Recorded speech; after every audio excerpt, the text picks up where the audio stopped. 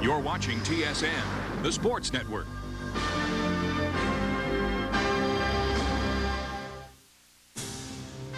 Could there be any place more fitting, more Canadian in the winter than the prairies? It seems only fitting that in this great place where hockey plays such a great part in the culture, that the greatest players in the world are coming together for the World Junior Hockey Championships. The players are here. The cuts have been made, the tape pulled tightly, the laces pulled even tighter, and the nerves even tighter than that. It's time to start. TSN presents the World Junior Hockey Championships from Saskatoon, Saskatchewan.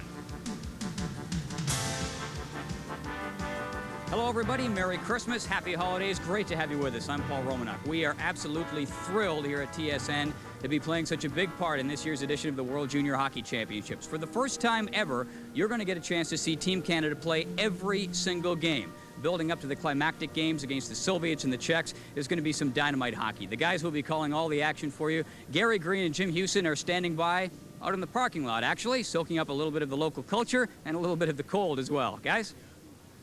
It's just a wee bit nippy outside Saskatchewan place. The weatherman said today there's a wind chill factor here of 2,000. I think that means it's 2,000 below zero, but it won't freeze the enthusiasm of the fans here. They'll see games at Saskatchewan Place, but this is really Saskatchewan's tournament. It belongs to Rosetown and Humboldt and Yorkton and Regina.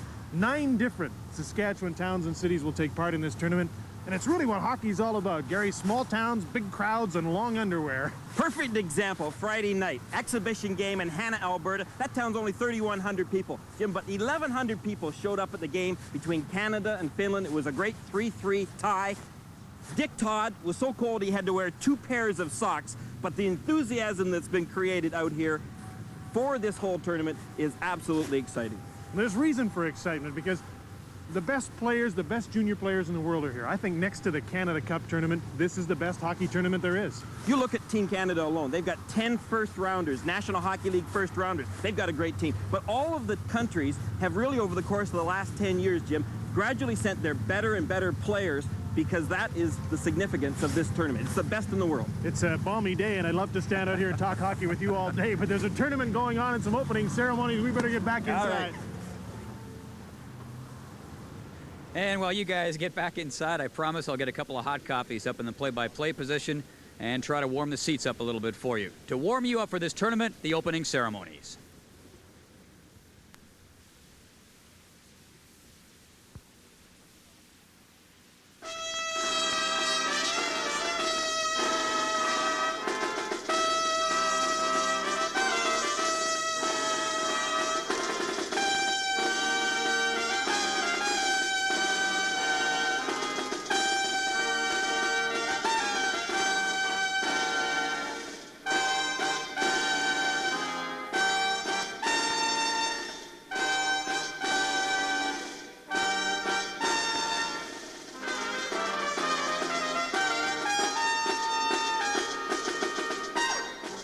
Ladies and gentlemen, Priority Courier proudly presents the opening ceremonies of the 1991 World Junior Hockey Championship. Each year, the World Junior Hockey Championship brings together the finest junior hockey players from around the world. Saskatchewan is proud to host this year's championship and to show the world our enthusiasm for the game today and demonstrate our rich hockey heritage. Please join us in recognizing the 8 nations who have sent their best junior hockey players to our province for this outstanding event. First, the host nation of last year's World Junior Hockey Championship. This nation has hosted this event 3 times, has participated in all 14 championships, and has won medals 6 times. We're proud to welcome Finland.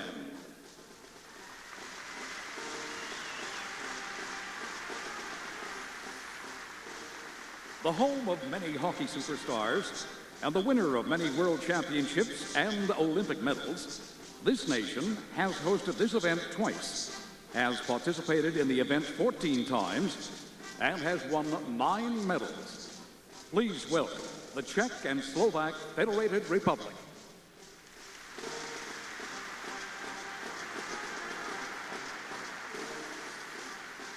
Now, one of hockey's rising powers, making its 5th appearance at this event. Ladies and gentlemen, please welcome Norway.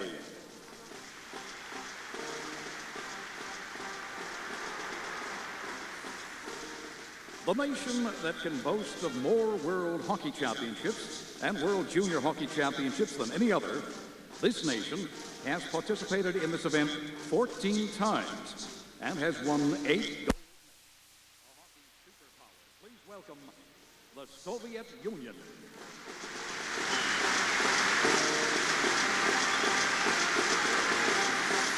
Now the host nation of 2 World Junior Hockey Championships and host of next year's championship, the winner of 1 gold medal and medal winner 6 times, one of the world's great hockey powers, please welcome Sweden.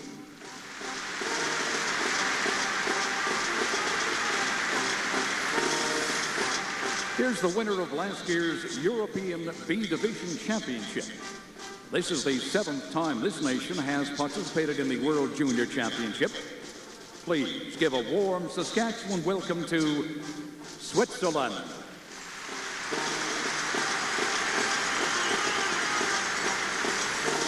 The host nation of the 1989 World Junior Hockey Championship, this nation has participated in the tournament 14 times and won 1 medal.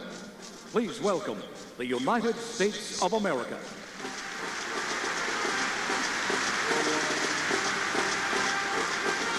And finally, the winner of 4 World Junior Hockey Championships and this year's defending world champion, the birthplace of hockey, this year's host nation, our home, Canada.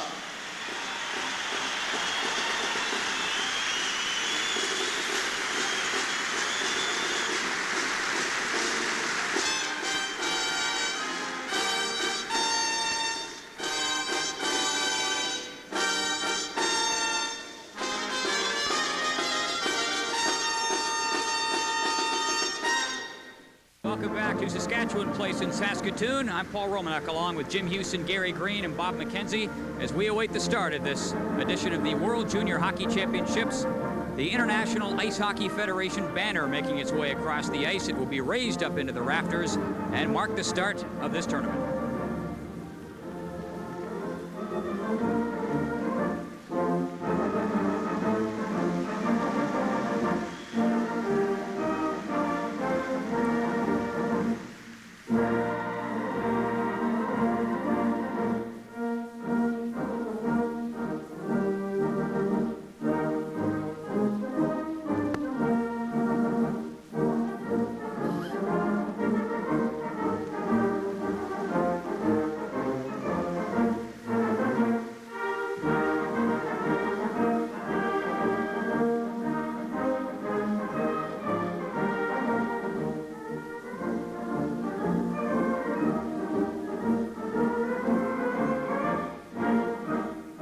Ladies and gentlemen, please welcome Mr. Walter Bush, the International Ice Hockey Federation Championship Chairman.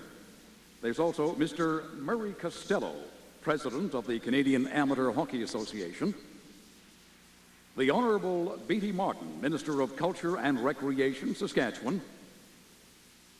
And Mr. Peter Zakreski, President of the 1991 Saskatchewan World Junior Hockey Championship.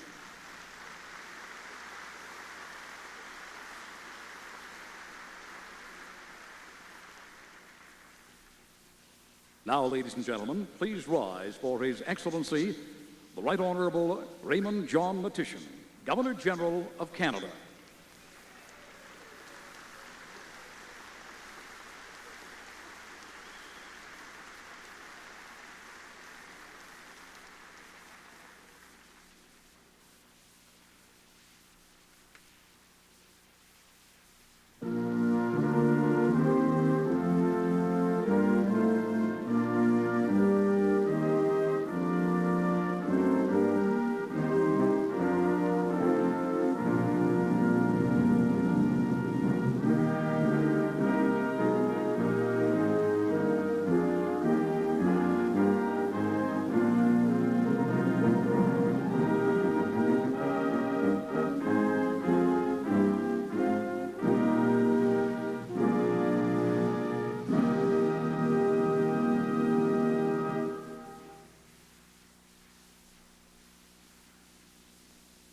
Now, ladies and gentlemen, Mr. Walter Bush.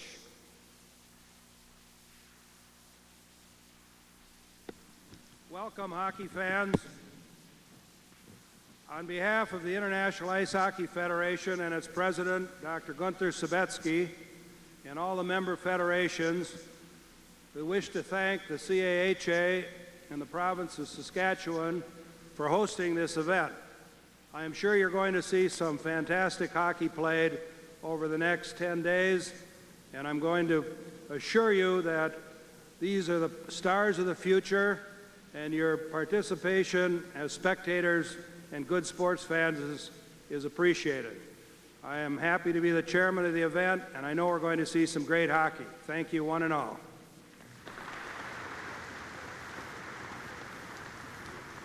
The World Junior Hockey Championships on TSN will continue from Saskatchewan Place right after this. In Saskatoon, I'm Paul Romanek, and the opening ceremonies for the World Junior Hockey Championships continue. Young hockey players have taken to the frozen sloughs of the prairie, where their dreams of hockey glory come alive. Join with us as we celebrate the spirits of that tradition, the spirit of Saskatchewan, and our rich hockey heritage in one young hockey player's dream. Join us as we catch the shooting stars. The pride is in Saskatchewan for the greatness we have shown. People from around the world have come to call it home. A place where people understand the spirit of the game. This is our legacy, and we're keepers of the flame. Up to Pappen. This then Turkey. They're over the line to Pappen. Closing in. Pappen goes to the wing. Centered it. He scores! Here's a shot. Henderson made a wild transport spell. Here's another shot. Strikes while they score! Henderson has scored for Canada. Our shot wins it in. Here's Lemieux poking at the center. Lemieux ahead to Gretzky. Has Murphy with him on a 2-on-1 to Lemieux. And a goal. He shoots. He scores! Mario Lemieux with 1:26 remaining.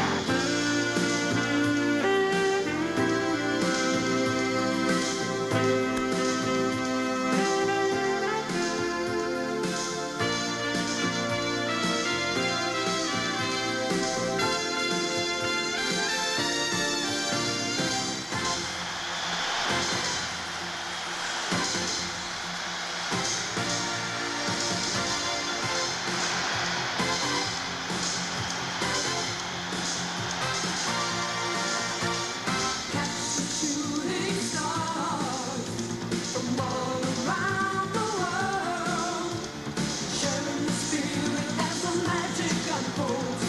Feel the excitement as they reach for the goal. Catch the shooting stars. We're welcoming the world, filling our hearts with Saskatchewan pride, coming together from far and wide to catch the shooting stars. That's Blair Cookridge from the Saskatchewan Pee Wee team, an 11-year-old performing the Shooting Stars Spectacular. From around the world, the best in hockey league. Join us as a galaxy of shooting stars compete. Head to head, they're facing off as for the goal they strive. 10 days of thrilling action as our province comes alive. Catch the shooting stars.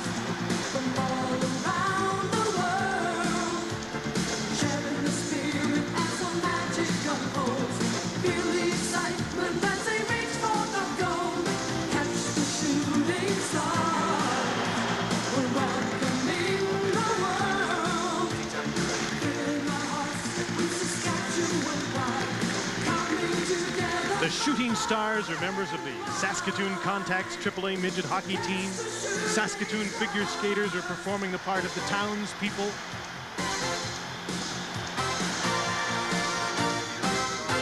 This terrific community effort, headed in this particular case by Sheldon Corbett, Craig Salkeld, who wrote this tune. It's performed by Roxanne from Sharon Hills, no last name. This is truly Saskatchewan's tournament. There'll be games played in Rosetown, in Humboldt, in Yorkton, Regina, and Kindersley. The province is taking part in hosting the World Junior Championships.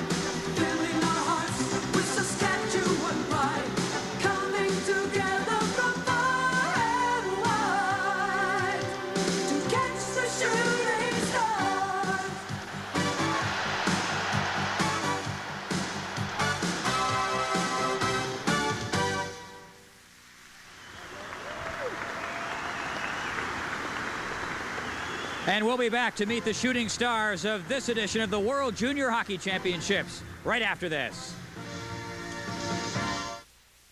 And first, we'll meet the members of the Swiss national team, Canada's first opponent. Is Nando Bisset of Switzerland. Number 2, Didier Princey. Number 3, Marco Bayer. Wearing number 4, Raoul Baumgartner. Number 5, Olivier Keller. Wearing number 6, Jorn Schneider. Wearing number 8, Simon Hockley. Number 9 is Daniel Meyer. Wearing number 10, Ben Sumperli. Wearing number 11, René Ackermann. And number 12, Arthur Komenzin. Number 13, Noel Goya. Wearing number 14, Marco Fischer. And number 15, Marco Ferrari. Number 16, Andreas Trapp. Number 17, Axel Heim. Number 18, Harry Joranis. Number 19, Daniel Sick. Wearing number 21, Pauli Yachts. Number 22, Thomas Murillo. And wearing number 23, Nicola Celio. Number 24, Andy Ruffiner. Number 25, Martin Buehler. And the coach of Switzerland, Bruno Zenhauser.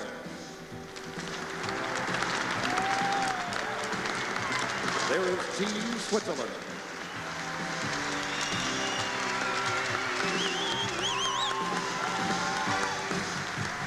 And now, ladies and gentlemen, the Team Canada players for today's game. Wearing number 1, Trevor Kidd.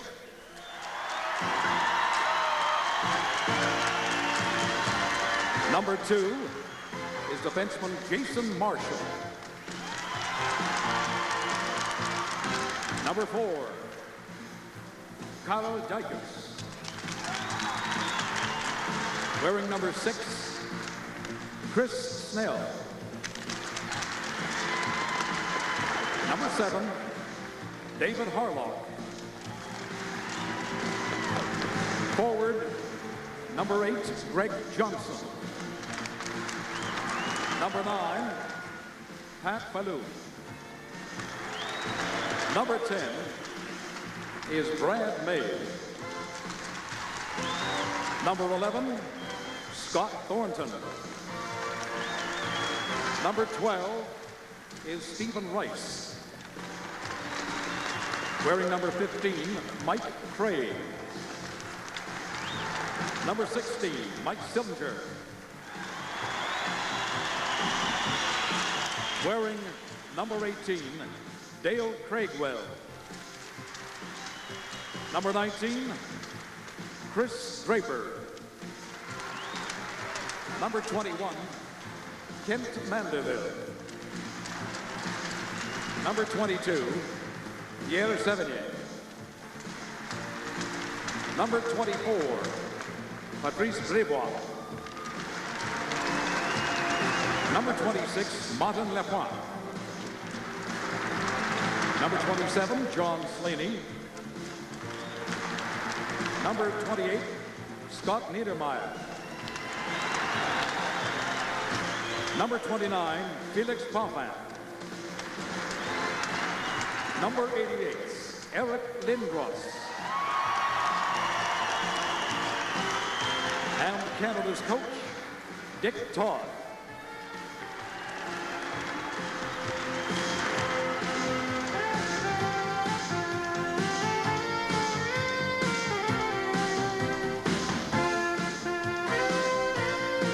Ladies and gentlemen, Esso retailers and agents are proud to sponsor Esso Medals of Achievement in recognition of efforts, teamwork, and fair play, values that contribute to the growth of young hockey players on and off the ice. Awards for most sportsmanlike player, most improved player, and most valuable player support the notion that win or lose, what counts is how you play the game. Every team associated with the Canadian Amateur Hockey Association can participate, and every player is eligible for an award. The Esso Medal Achievement recipient for this game is Scotty Wenzel. Scotty's 12 years old, plays in the Pee Wee division of the Saskatoon Minor Hockey Association, where he was a recipient of the Esso Medal of Achievement's Most Valuable Player Award for his team last year. Scotty is accompanied by representatives of the official sponsors of Canada's international hockey program, Mr. Henry Lepke of Esso Petroleum Limited Canada, Mr. Keith Hoover of Air Canada, and Mr. Doug Shane of Labatt's Saskatchewan Breweries. Also accompanying Scotty are Mr. Murray Costello, President of the Canadian Amateur Hockey Association, and Mr. Peter Zakreski, President of the 1991 Saskatchewan World Junior Hockey Championships. We would now ask the team captains of Team Switzerland and Team Canada to come to center ice to participate in the official opening face-off to be performed by Scotty Wenzel.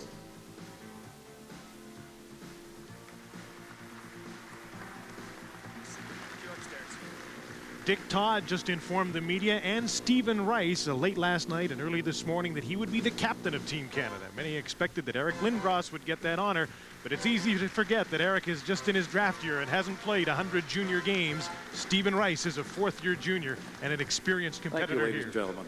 And our thanks to Priority Courier for their support in the presentation of these opening ceremonies. We thank you so much. Ladies and gentlemen,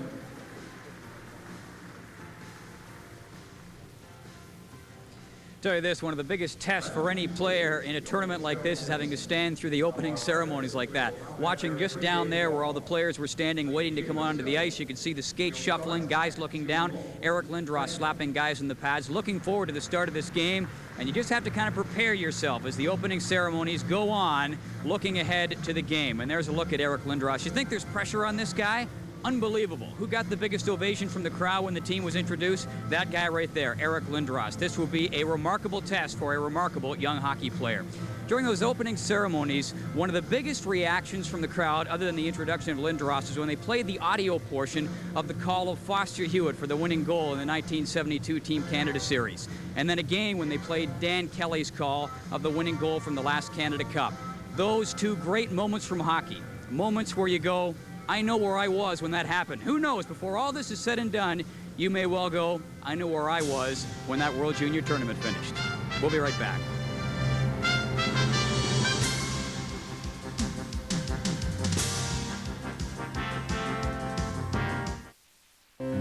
You know, if hockey has a hometown, it is Saskatchewan, where the arena is perhaps the most important part of the skyline. Saturdays, 6 a.m., the dreams awake. Dreams that are passed down through prairie generations. It is here that you find the future faces of hockey.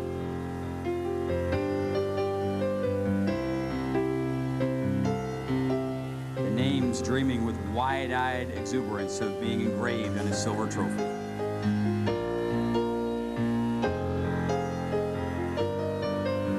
Players dreaming of carrying on the dream. Perhaps the dream of representing your country. Perhaps at the World Junior Championships. Perhaps in Saskatchewan, hockey's hometown.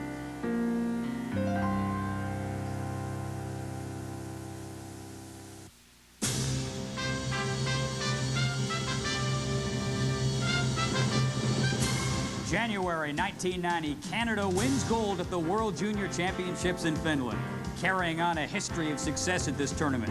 1988, Moscow, gold medal. But Canada has never won at home. In 1986 in Hamilton, it was the Soviets. A loss that Canada wants to avenge in 1991.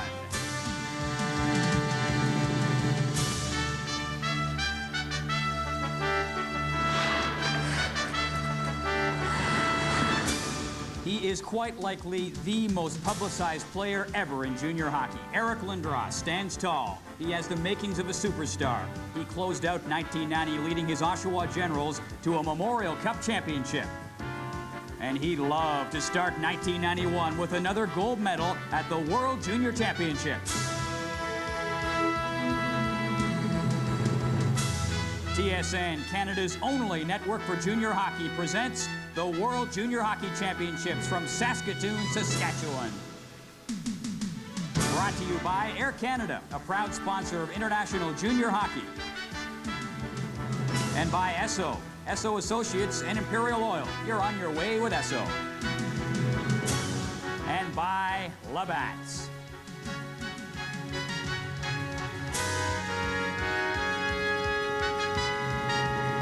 Game one, it's the host team and the favorites, Canada, up against the underdogs, Switzerland.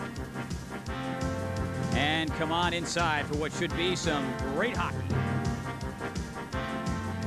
Hello, everybody. I'm Paul Romanek. Again, Merry Christmas and Happy Holidays. Good to have you with us. Pull up a chair on Boxing Day. We have some good hockey to come your way the next week and a half or so, starting with a tune-up game for Team Canada as they face the Swiss. If they have trouble in this game, there will be big trouble in the Canadian camp, no doubt about that. A couple of other games we'll be keeping our eyes peeled on for you because this is a tournament. Canada, of course, involved big time, but we're also going to watch a lot of other games and keep you updated.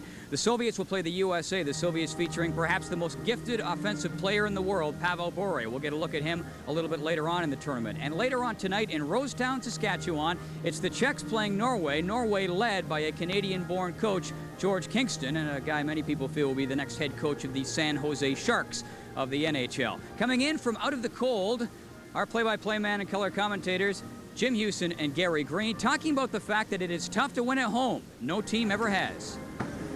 Oh, it is cold outside, but warm inside. And as Canada gets set for this difficult task of trying to win a gold medal on home ice, you think the cold weather might not be such a bad thing, Gary. Every time Canada has hosted this tournament, their concern has been that of distractions. Well, I'll tell you what, folks. Right now, all that this Team Canada are thinking about is getting out there, playing the game, playing as hard as they can, and then getting right back to a nice warm hotel. So I think this cold weather is just what Team Canada ordered. They're playing Switzerland today, a team that has been in the B pool the last 4 years. They've played 40 games in World Junior competition and won once. Canada should win and should win big today. If they don't, they might have something to worry about. Well, it's a real problem because all of the players on Team Canada realize that, first of all, Czechoslovakia beat this team 14-3 the other night in an exhibition game.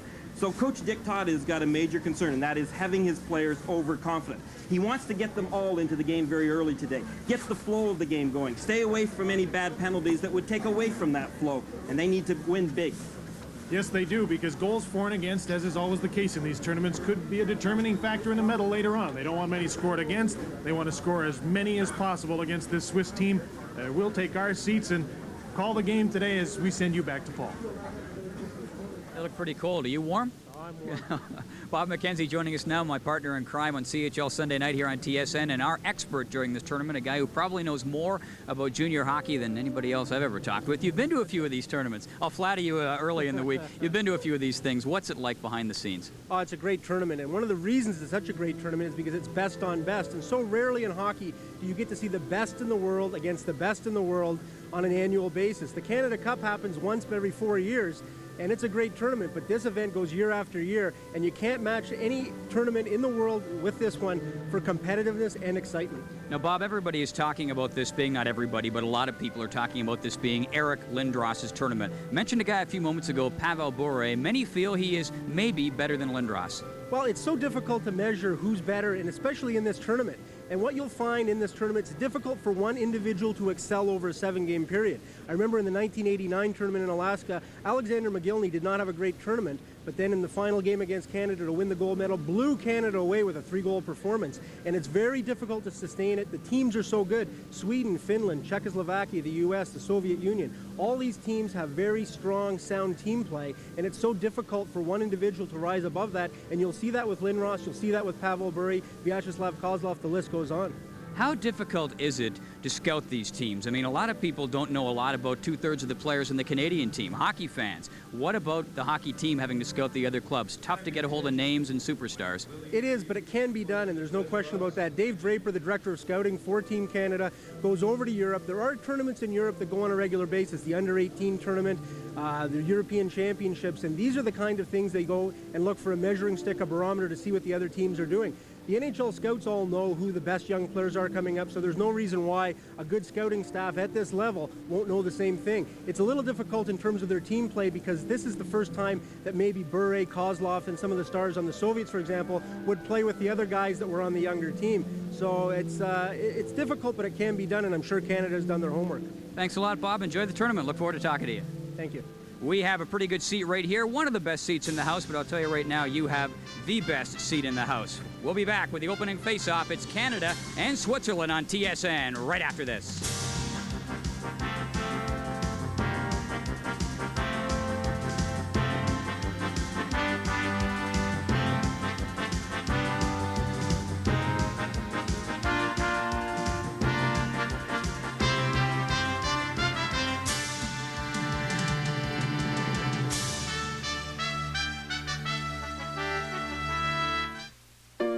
I want to wish Happy New Year to my family in Victoria and my grandparents who are watching there. And also to the Hounds like Paul and Audrey and Stacy. And also my girlfriend Kim in Ottawa. Thanks. Kent Manderville says hi to one end of the country, and, well, we've pretty much got it bridged here. Kent's from Victoria on the island, and John Slaney is from St. John's, Newfoundland. So coast to coast, Canada is represented at this World Junior Hockey Championships. There's Slaney, the fine defenseman who was named the top defenseman in Canada in the CHL and the Ontario Hockey League last year. He'll anchor a fine group of defensemen. And this Canadian team has 7 returnees. Slaney's not one of them. He tried to make the team last year and was cut on the last couple of days. But 7 returnees, the most Canada has ever had. And that should help coming into this tournament. Canada, while they've been warming up, have been eyeing the Swiss. They don't know a great deal about them, at least the players don't. But boy, when you take a look at the difference in size, there is a big difference. Canada about 3 inches bigger. Swiss goalies are normally busy in World Junior tournaments. The Swiss have lost their games by an average score of 10-2 while playing 40 times in the World Junior Championship. So 18-year-old Polly Jacks figures to be a busy man this afternoon. His backup is Nando Visser. At the other end of the rink, hoping to get Canada off to a great start in this tournament, is 18-year-old Trevor Kidd from Dugald, Manitoba. He's a member of the Brandon Wheat Kings. He's a first-round pick of the Calgary Flames in the NHL. He's backed up by Felix Potvin. This is Game 1 of the World Junior Championship. It's Canada against Switzerland. In memory of Michael den Hartog, a 19-year-old member of this Swiss hockey team who passed away earlier this week before having the opportunity of coming here to Canada and joining us today.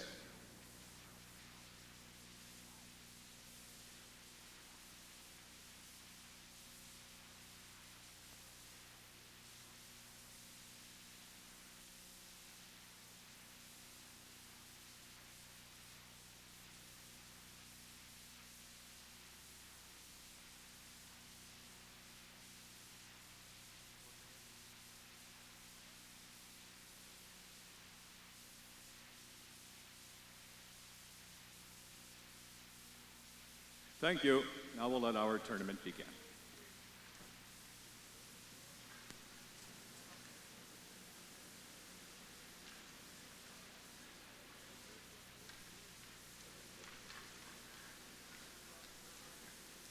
International referees, of course, in this great international tournament. Alexander Fedotov from the Soviet Union is the referee for game number 1 for Canada. Vladimir Mihailik from Czechoslovakia will be one of his linesmen. And United States referee David Cronenberg will be the other linesman.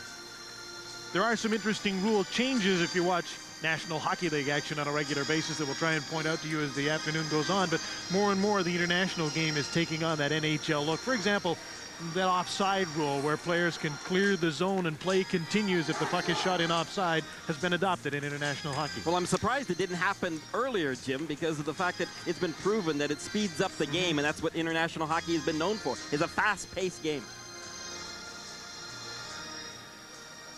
Mike Craig from the Oshawa Generals Memorial Cup champions, and most recently from the Minnesota North Stars, or should we say the San Jose Sharks, will be one of the starting forwards. Mike has been up with the North Stars early this season, but really looked forward to an opportunity to come here and play because he wasn't getting an awful lot of ice time with the Stars. Well, he's got good speed and he's smart. He's a wiry individual, but I think that he fully expects to go right back to the Minnesota North Stars after this tournament is over. He'll start in a great forward line of experienced players with Eric Lindros at center, Kent Manderville. All three were in last year's World Junior Championship. Manderville playing the left side. Carl Dykhuis and Chris Snell. Dykhuis from the Olympic team and Chris Snell from the Ottawa 67s are the starting defensemen for Dick Todd, who's put set lines together throughout his exhibition games. He's played 4 of them and gone unbeaten, 3-0-1, and he'll pretty much stick with those lines. This first shift is important, Jim. Canada's got to get the momentum going very early, get their skating legs. The Swiss are small, they're good skaters, but should be no match for Canada. This game is underway as Andy Kraft shoots the puck in on Trevor Kidd, and he'll leave it for Chris Snell, the 19-year-old from the 67s. Bumps it up through center. Here's Eric Lindros, number 88, cuts for the net, centering pass. Nobody in the slot to pick it up as the pass went through the middle, and you can see they'll have trouble, the Swiss team, handling Eric Lindros. There's nobody even close to his size on the ice. Swiss make an early change as Mike Craig, wearing number 15, puts the puck through the middle. And Canada will make its first line change. As Gary pointed out earlier, they'll just keep rolling over 4 lines to get everybody in action early in this game.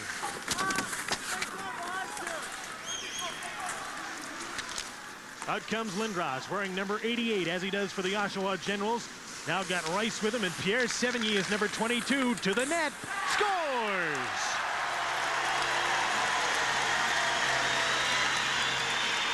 Pierre Sevigny from the Quebec League scores first, 1-0 Canada. Well, Polyax really had trouble with that. It was not a hard shot. Eric Lindros starting to play. He's controlling it all the way through the neutral zone. And the Swiss give up the blue and then collide, in fact, which really puts them at a man disadvantage. Sevigny was just able to put that puck right underneath of Polyax. Lindros could have gone for the puck, but he decided to leave it and go for the net instead. He really didn't have to go there either. Sevigny made it easy. A minute in, and Canada has the lead. The St. Hyacinthe Lasers provide the first goal of the tournament for Canada from Pierre Sevigny. Drafted by the Montreal Canadiens. And Canada has the start it wanted, up 1-0 early. And already it's very apparent that this very small Swiss team can do nothing physically against Canada. They didn't even try and touch anybody going for the net. Long blast off the right wing. Trevor Kidd made the same. Canada has a line out right now with Stephen Rice, who's been named captain, Scott Thornton, and Sevigny.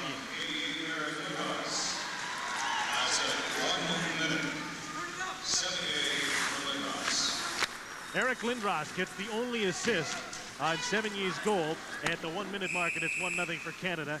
And there's an icing call, and you'll notice the difference there. It's automatic icing. They don't wait for the man to touch the puck. We'll be back in a moment. We could seal the identity of this 91 Hyundai Excel to find out what people thought it was worth. It's great. Fully loaded? Handles well. That's roomy. Is it Japanese? I'd say about 16,000. About 18 grand. At least 15,000. 18 something. More car than you expect for less than you think. The 1991 XL. Welcome back to the World Junior Hockey Championships from Saskatchewan Place, a beautiful building that houses the Blades of the Western Hockey League, and many had hoped would house a National Hockey League team. And right now it houses Team Canada, leading 1-0. There's a centering pass from Craig Johnson right to the front of the net. They hammer away at the puck in front of the net. Pat Falloon couldn't put it in. Chris Draper, number 19, has the puck for Canada. Falloon towards the net. Yaks put it away, and it went right back in front of the goal, and Draper couldn't get a stick on it. Marshall and Slaney are the defensive pair for Canada on the ice right now. There's a blast from the point. Jason Marshall put one just wide of the goal. Draper's after the puck. Hooked up by Arthur Kamenzine, who takes over. Kamenzine rink wide. Didier Princey off the bench is the captain of the Swiss team and their best player, and he's on the ice as the Swiss have made a line change. Slaney hammers the puck in, and Yaks puts it off the glass as Canada changes on the fly. 2 minutes and 40 seconds into the first period. Long blast off the right wing. By number 16, Andy Kraft, was stopped. The Swiss, like so many of the European teams, will just play 4 units of 5 men, and now with 22 men on each roster at this tournament, they can do that without disrupting their defensive pairs. And they'll keep trying to roll it over as well, Jim, but they're going to be concerned about their defensive play. They really can't stand up in the neutral zone. They have difficulties battling against Canada's speed. You can see them trying to get back. There's a penalty coming up here. And it'll be against the Swiss team. Chris Snell at the point with the goaltender out for the extra attacker. Lindros into the middle. Mike Sillinger put the puck back to the point, and Snell had abandoned his position, moving in looking for the puck. Canada with an extra attacker on the ice. Snell went right for that slot. He was looking for the puck. The referee, Alexander Fedotov of the Soviet Union, has called the first penalty, a slashing call against the Swiss. They will come back with Canada's power play after this. I know something about McCain Super Fries that you don't know. Yeah, what? They're low in saturated fats. I know something you don't know, McCain Super Fries. Yeah, what's that? The crystal free. I know something about McCain Super Fries that neither of you know. What's that? I just ate the last one. Oven-baked McCain Super Fries. Low in saturated fats, cholesterol-free, and loaded with taste.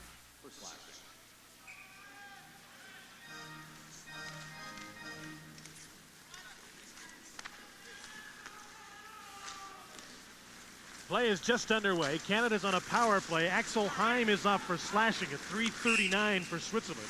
There's an icing call against Canada.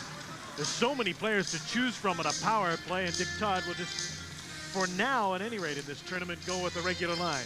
Lindros in this situation had his line due up. Well, as you said, Dick Todd has got lots to choose from, lots of skill and talent. And the main thing right now for Dick Todd is not to necessarily play key favorites, not early in this tournament, not in this particular game. He still is evaluating who are the actual best out here when it comes to certain situations. What he does have is experience on his power play right now, with 4 of the 5 players on the ice returnees from last year's team. Chris Snell is the exception, and he has the puck, number 6. Snell was a long shot to make this team for the Ottawa 67s. He's an undrafted 19-year-old that has been playing great hockey in the Ontario League and has made this team, and he's on defense on this power play with Patrice Brisebois from the Quebec League in Drummondville, who played last year. There's a shot off the post and in. Kent Manderville has Canada up 2-0.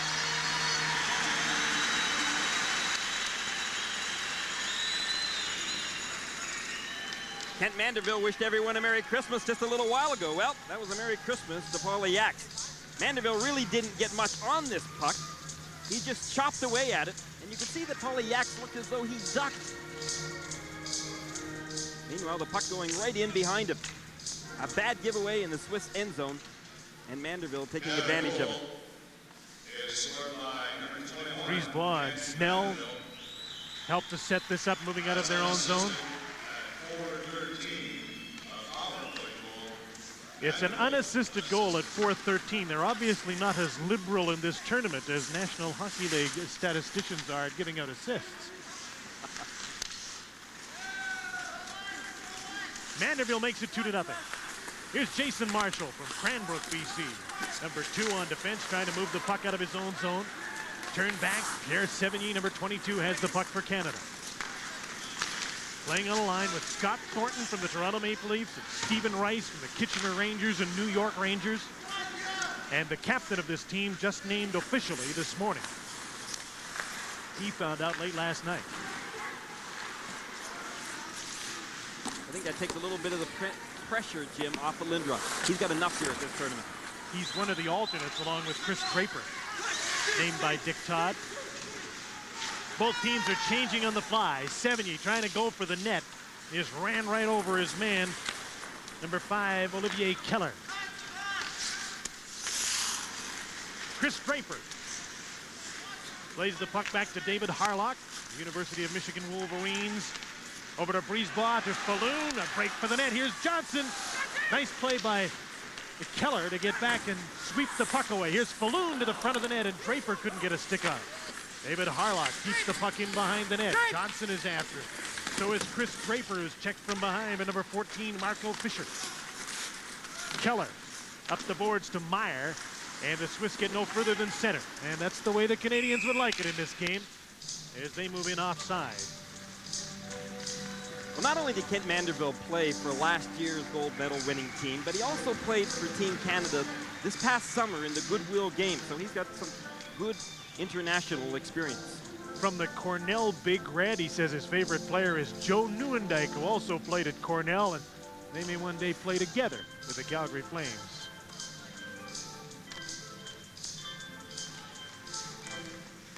Canada's head coach Dick Todd from the Peterborough Petes looks on, his team leading 2-0, 6 minutes into the first period at Saskatchewan Place. There's Schneider with a long shot, high and wide of the net, occupied by Trevor Kidd. Andy Krapp got a shot towards the goal. Kidd just pokes it away, and Canada takes over again. Mike Sillinger from the Regina Pats. Brad May from Niagara Falls, and he can't move the puck out. Now Snell puts it off the boards and out. Bjorn Schneider shot it back in for Switzerland. Carl Dykhouse, one of the many big men on this Canadian team. There's quite a few of them over 6 feet and 200 pounds. And I don't think the Swiss have a player that is 6 feet, 200 pounds. They have a couple of 6-footers. They're pretty lean. The average size for Team Canada is 6'1", 190 pounds. Axel Heim trying to take the puck to the slot, and he's just pushed away from it. 7 minutes into the first period. Back comes Canada, led by Eric Lindros. Drops it off from Mike Craig. Another drop and a shot. Tipped in front, and it went wide as John Slaney let it go from the left point.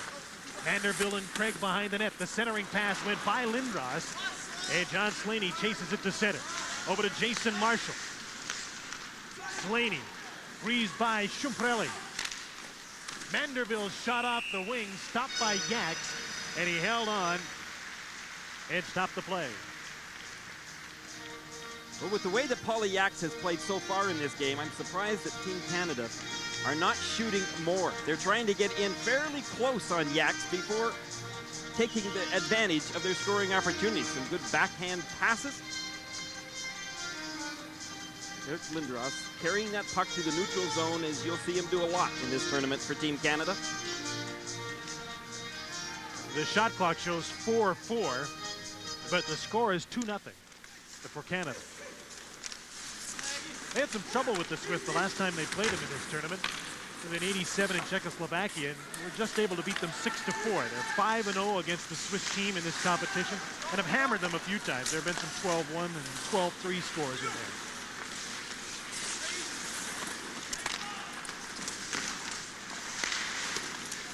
Raoul Baumgartner, no relation to Ken, is number 4 on the Swiss defense.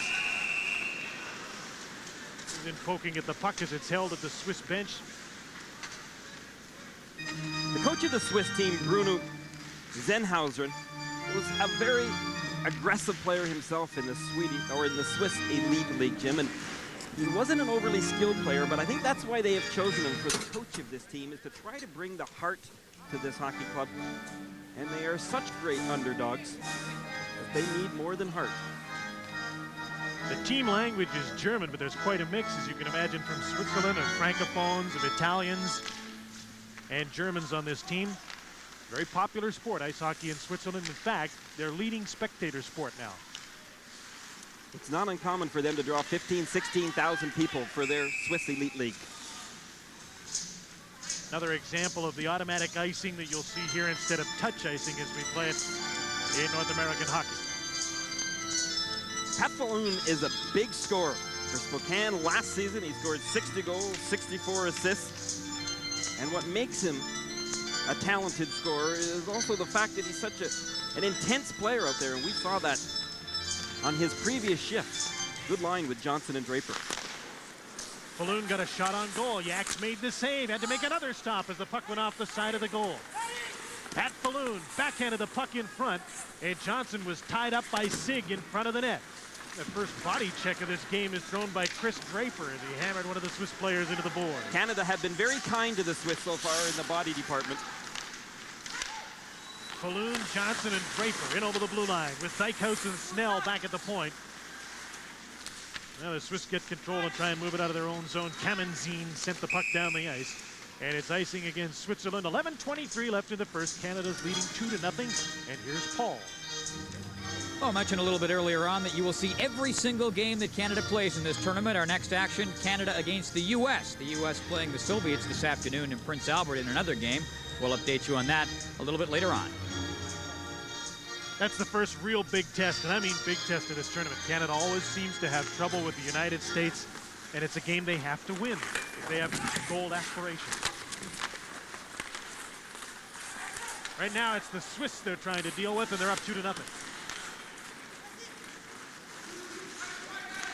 Mike Sillinger playing with Martin Lapointe and Brad May in a forward line for Dick Todd's Canadian team now. May threw a check at the blue line, and the Swiss brought it across the line offside. So we'll take a short break and return with our coverage of the World Junior Hockey Championships after this. For redefining excellence in hockey, Wayne Gretzky, the Great One, was named Athlete of the Decade. Now, available for the first time on home video, the story and greatest moments of his career. From a farm boy dreaming of being the best to the man often called the greatest athlete in the history of team sports. Above and Beyond, the dramatic story of Canada's greatest international athlete, Wayne Gretzky, on video cassette only $19.95, and it's in stores now. It's a tough game for Dick Todd to coach his team in right now. They're a much bigger and stronger hockey club than the Swiss. They could go at them physically, but Dick, on the other hand, wants them to play a good, disciplined game, stay out of the penalty box, and yet they want to run the score up and keep the puck out of their own end zone. Not much to ask, is it, Jim? No. Martin Lapointe. Number 26 in on the right wing. Couldn't come up with a puck, and the Swiss sent it down the ice, but it was clipped by a high stick. And because of that, the faceoff will come all the way back down into the Swiss zone. So the Swiss got to this division, A pool, by means of winning B pool last year. Now this becomes a very difficult task for them to keep their noses above the water when they are faced with such incredible competition as they will experience in this tournament. But Bruno Zenhauser knew exactly what they are up against, and so it becomes a real motivational game for him. They've only won one game in World Junior competition, and that was in '86 in Hamilton. They beat West Germany 7-1. And that game allowed them to stay in the A pool. Vanderbilt with a shot that was blocked before it got through to the net. He's back out with Eric Lindros and Mike Craig again. The Swiss work on a reward system, and that year in Hamilton when they won the game 7-1, they all got trips to Hawaii. 1-39, and they get a trip to Hawaii.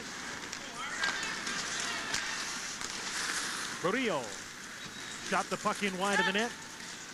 Then it's all the way back down into the Swiss zone.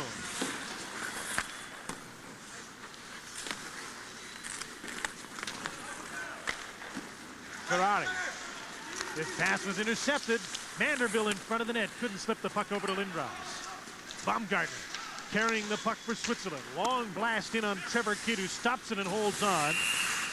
The goaltenders are able to do that in this competition too, and that's cover up anywhere in front of that goal line. Is Trevor Kidd going to be in the nets each and every game? Well, we don't know that right now because Felix Potvin, his backup in today's game, has played so well.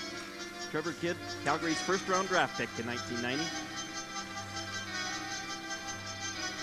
Goalie of the year from the Western League last year from the Brandon Wheat Kings.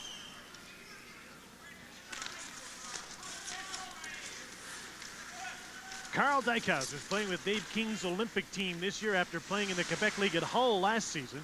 Dumps the puck in for Canada. He wears number 4. Raoul Baumgartner sends the puck to center. Harry DeRungs shoots it in, number 18. Kidd off the boards. Bounce to center. And there's an example of how Canada just out-muscles this team all over the ice. Pierre Sevigny just bowled over his man, who he's much bigger than. Now the Canadians are starting to throw their weight around a little more. DeRungs sends the puck down the ice, puts it on the net to get off the ice on a line change.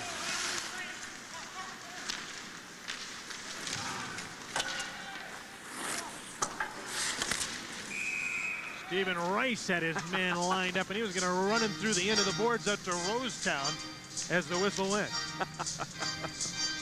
Well, Stephen Rice is the captain of this hockey club, as we told you earlier, and he right now is leading the charge. He knows that Canada's got to play a more aggressive game right now. They've come out in the first 10 minutes and really have not used the body that they're capable of using against the Swiss.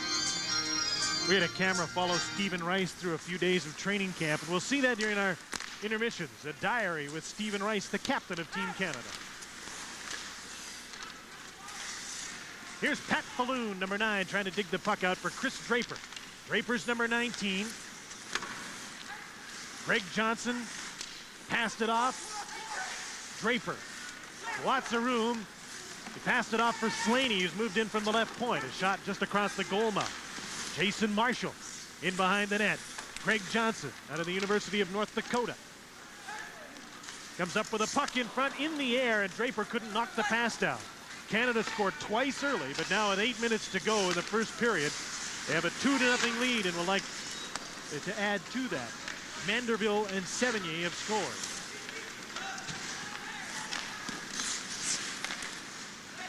Schneider up the boards, his pass turned over to Jason Marshall. Marshall centering pass. Slaney had moved up, both defensemen in deep, and Slaney just misfired. The pass went off the end of the heel of his stick. In a game like this, it's tough for the goaltender, Trevor Kidd, to stay sharp. Mike Sillinger dropped the puck off, intended for Martin Lapointe. Heim takes over for Switzerland. Axel Heim out to center. Schneider's shot. That's blocked by Kidd. Princey, the captain of the Swiss team, took a shot from the point and fanned on it. Their captain, their best player and biggest player, is a point man. Rufner, number 24. For Chelio at center, and he couldn't come up with the puck. Brad May just unceremoniously dumped Axel Hines at center ice. Look at this size mismatch. Oh. Is there ever, Jim? Chelio out of the corner. And a shot away that was blocked, and Canada has the puck again. Manderville dumps it in. Guiaz, number 13. Murillo, number 22.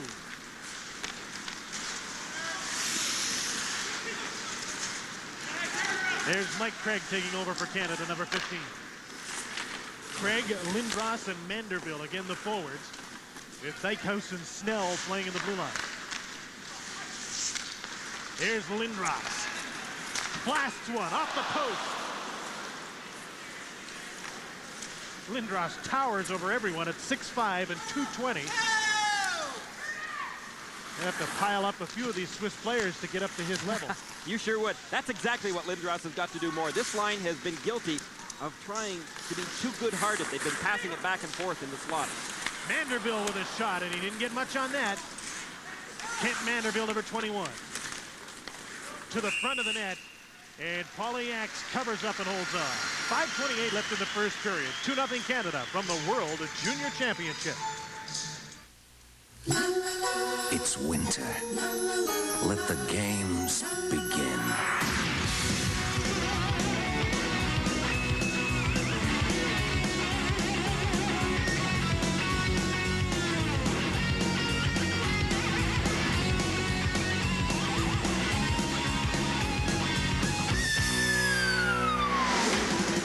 When the games are through, it's time for a blue.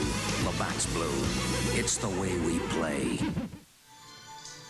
Eric Lindros will lead the rush the number of times. Manderville and Craig have got to go to the net when they're playing with this guy. He's got a good shot. He'll put it on net.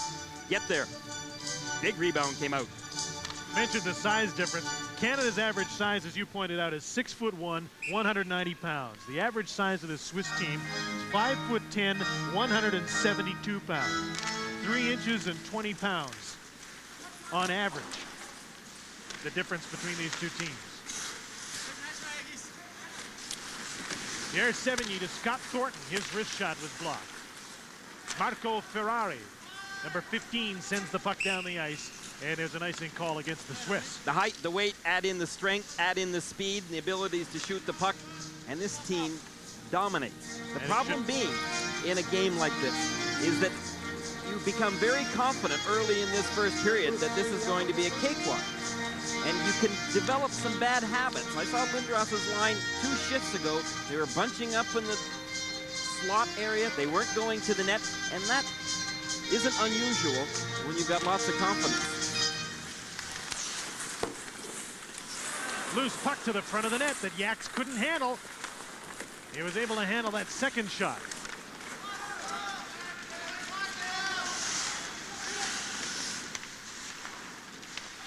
Thornton, Rice, and Sevigny still on the ice. Scott Thornton with his head up looking around. Passes it off. Stephen Rice with a blast. Off the glass. Marshall trying to keep the puck in at the point, and it just got outside. Offside. And Sig, Daniel Sig, the defenseman for Switzerland, now goes over to check and see what sort of damage he did on Pierre Sevigny. Sig's going to the penalty box. Sig got that stick up high. Previous to that, Stephen Rice has continued to lay the body on. He really put the body to Harry Dayrungs. Right here, watch Rice. He just comes across the ice, mid-ice hit, and those are the ones that hurt. 2-minute high sticking penalty to Daniel Sig. And Canada goes to its second power play, 1-for-1 so far. The last goal at 4:13 was Manderville on the power play. When that incident happened, you may have heard Canada's bench chirping away about, we got the power play. Maintain the discipline. You hear that a lot in this tournament, folks. Lindros, Manderville, and Craig out again on the power play. Reese Brisebois and Chris Snell out on the point. Craig trying to go to the front of the net, but the Swiss had bunched up in a tight little box in front of their goal and kept Canada out. Canada have got the ability on this power play to shoot from the points or the top of the umbrella and go for the net. They can outmuscle for any rebounds in front. Brisebois to Snell. Good puck carrier and passer, but he carried the puck over the blue line and was turned back this time by Noel Guiaz. Lindros. Round on the boards from Mike Craig, and a chance for Canada to set up on the power play. Snell. To Brisebois. Lindros screening in front. Manderville with the puck. Back in the point. Brisebois shot high and wide of the net. 3.5 to play in the first period. Less than a minute to go in the penalty to Sig. And it's 2-0 Canada. When the Swiss see Eric Lindros heading towards the blue line, they backpedal faster than you can skate. They get going quickly. They know that they cannot compete one-on-one against him. Brisebois, number 24, over the blue line. Snell from the point. Canada's making changes as the play goes on. Pat Falloon's now out on the right wing, but the Swiss have the puck. And they just dump it in and kill some time. Dayrung dumped it in. 20 seconds to go in the penalty to Sig. Pat Falloon from the Spokane Chiefs wearing number 9. Over the blue line, and Chris Draper on his right side was offside. Just a bit. Falloon has got exceptional speed, and timing is so important right now. These players have played together during training camp, but they still have not quite adjusted to each other when it comes to the intensity of a real live game that counts. There's Greg Johnson from Thunder Bay out of the University of North Dakota. He's a Philadelphia draft pick. Most of the players on Team Canada have been drafted by NHL teams. There are 6, however, who are undrafted, including Eric Lindros, who will lead the draft parade in 91. Penalty's almost over. Sig's out of the box, and he's at center ice. The pass towards him from Axel Heim was knocked down by Slaney. 2.5 minutes to play first period. Out in front, Falloon took a shot, went off a skate. Heim trying to move it out. Jason Marshall shoots it back in. Canada clears the zone. No offside. Didier Princey. His pass was intercepted by Pat Falloon, who couldn't control it. Schumprelli. Over the blue line, he's turned back. Chris Snell was bumped. Martin Lapointe. He's available in the 91 draft for the first time. 17-year-old wearing number 26 over the blue line. He holds up. Pass to Sillinger didn't connect.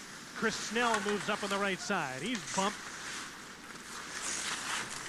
In behind the net, Lapointe to May. His shot into the glove of Yaks, and he holds on. When Snell jumped in, Sillinger was quick to cover up for him. Brad May got that quick shot away, looking for the glove side. Didn't get it. We'll see Snell rushing in from that point a lot. He loves to jump into the holes, carry that puck in deep. Sillinger way back at the point, covering up for him so Snell can stay in. May gets the shot away. Canada won the draw, but Schumperli, Bernie Schumperli, swept the puck away and sent it down the ice.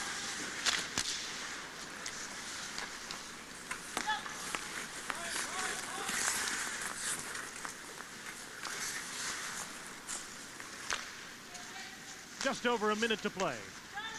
First period, 2-0 Canada. There's Brad May centering pass for Mike Sillinger, and he couldn't poke the puck towards the net. Now he can't find it. Noel Guiaz overskated the puck, number 13. And another penalty coming up against Switzerland. Sillinger was dumped, had his feet taken right out from underneath him at the side of the net. Marco Bayer just clotheslined Sillinger, and Sillinger went down quickly. Made sure that the Soviet referee was able to make the call. You talked about the feisty coach of this team wanting his team to play tough. Well, all they've done here is take penalties, trying to be tough. And I don't know whether they're even doing it intentionally, Jim. They're just a little frustrated already, trying to deal with Team Canada's size and strength. It won't help their cause sitting in the penalty box.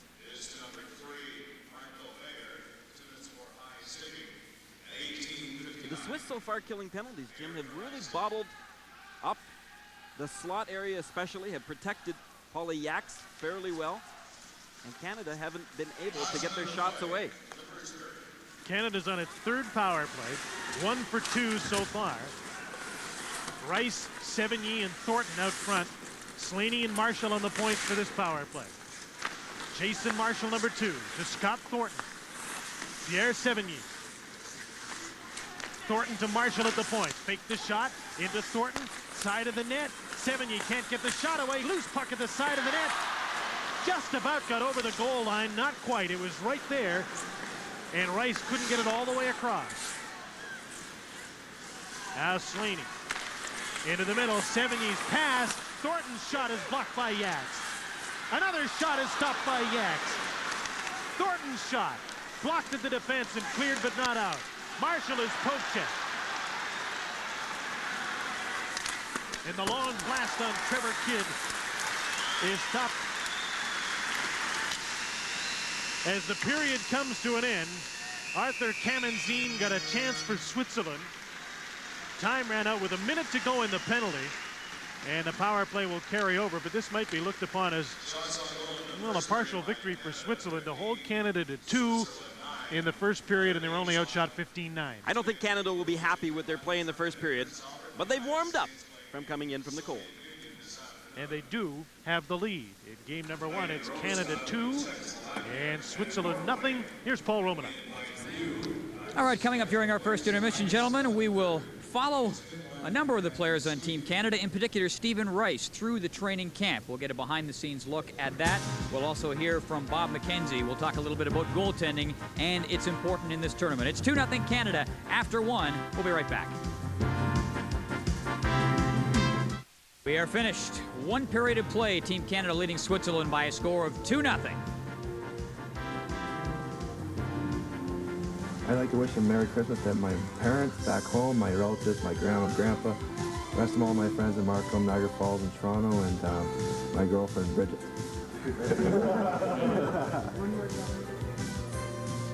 That is one of the sacrifices you have to make during this tournament, being away from your wife or girlfriend during the holiday season. It's tough. The guys went through a lot of tough times during the training camp. If there is one thing more rare than ability, it is perhaps the ability to recognize ability. That was the task that Dick Todd and his whole coaching and scouting staff has faced for the last year. We followed a few of the players around during the training camp. December the 12th, 10 o'clock at night, 34 Canadian players have been invited to try out for the Canadian national junior team. On this night, only 2/3 of the invitees have arrived. The rest will follow tomorrow.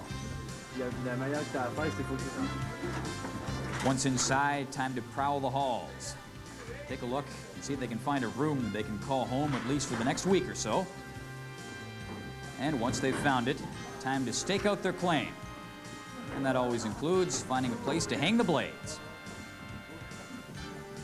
A dream that they all share is making the big leagues. This week they will play in a rink where others before them have only learned to skate. Morning and the start of training camp will soon follow. Maybe too soon.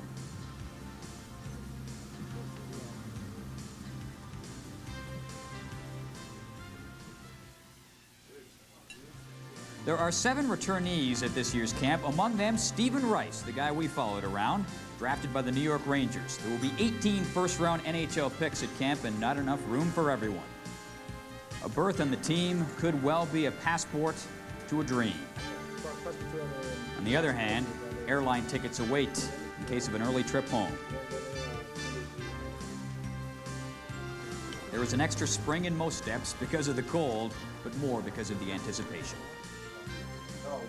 Before anyone goes on the ice, equipment is being assigned, made to measure no less.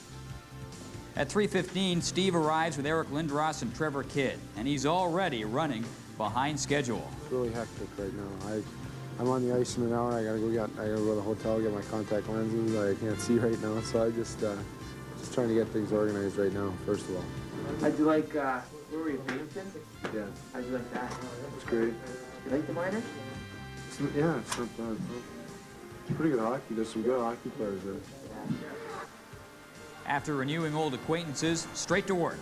Being a returnee does not guarantee you a spot in this year's team. The hard work is rewarded with a good meal and then a chance to needle the new guys a little bit. This is Dale Craigwell. He plays for Oshawa Generals. He's a centerman, and rumor has it that his mother's father's sister's son was buckwheat.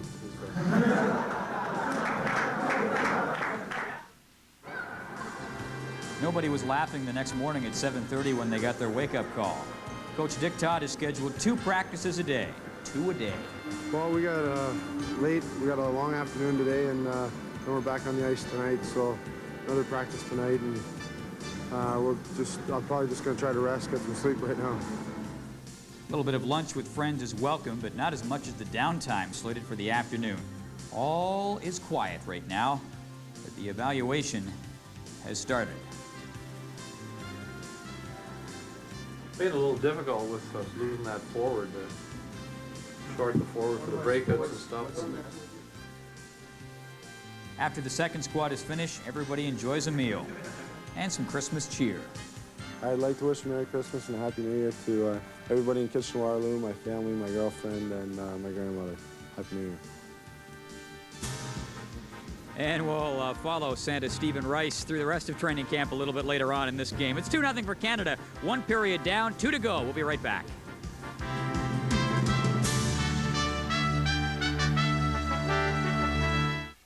Really, it stands out in my mind is the year that in '85 when we beat Russia 5-0. It was a great game for our team, and I think that I guess when you look back on it in '86, the Russian team came over, and I think they were still feeling a little bit of the sting of that loss, and they were very well prepared. I thought the Russian team in '86 was probably the best Russian team that I'd saw in junior competition, and it's such a high-level tournament that. Now everybody can win it, and so it's not just Russia or Czechoslovakia that you have to worry about. You have to worry about all the countries that participate. Terry Simpson alluding to the fact that it is tough to play at home. We've heard different people talk about that. Interesting, you talked to Joe Nieuwendyk, a guy who was on that '86 team. Nieuwendyk with a completely different point of view. He says that was no big deal at all. You're in a hotel, you're away from your actual home. Doesn't really matter whether you're in Canada or Finland or Sweden or wherever. Speaking of other countries and other games, let's update some action for you. That big game going on between the USA and the Soviet Union taking place right now. They are finished 1 period of play. It's a 1-1 hockey game.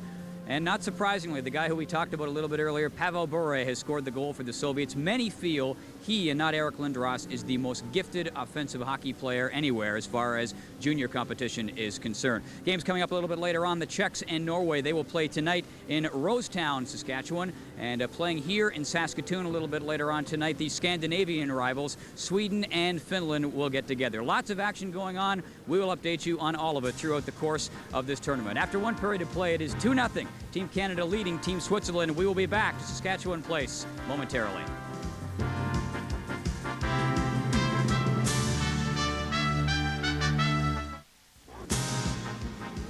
(2-0) after 1 period of play. 1 period of the World Junior Hockey Championships. I guess every journey has to start with one step, and Canada taking those first few steps or strides in the first period. Bob McKenzie, our tournament junior hockey expert, joining us now. And Bob, we're going to talk a little bit about goaltending and its role in this tournament. Let's start with Trevor Kidd.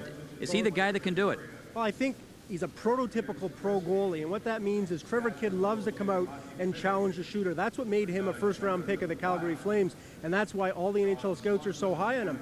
What a lot of NHL scouts are wondering is, will he adjust his game for the international game? That is, when a goalie challenges so much and you play the Soviets or the Czechs or the Swedes or the Finns, you get a lot of tic-tac-toe passing down low by the posts. And a lot of people are wondering if Kidd will adjust his game and whether that will be a factor or not.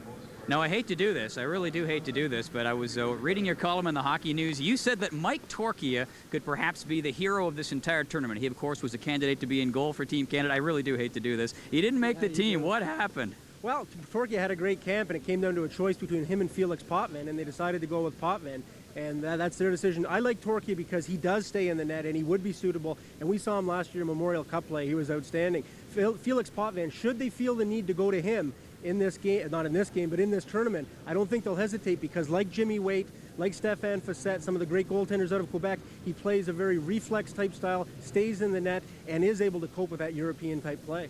A lot of people say that he, in fact, Felix Potvin, reminds them of Jimmy Wade, a guy who, of course, has led this Canadian team in the past. Does he remind you of Wade at all, and if so, how come? A little unorthodox style, and that's why people compare him to Wade, and relies very much on the catch and glove and the reflexes, flops a lot, goes down, but Stéphane Facette and Jimmy Wade both played that style. The bottom line on goaltending in this tournament is simply this. Canada has to have outstanding goaltending to win. It's a great equalizer for them. In 1982, they had Mike Moffat. In 1985, they had Craig Billington. 1988, Jimmy Wade. And last year, Stéphane Facette. That's what wins gold medals for Canada at this tournament.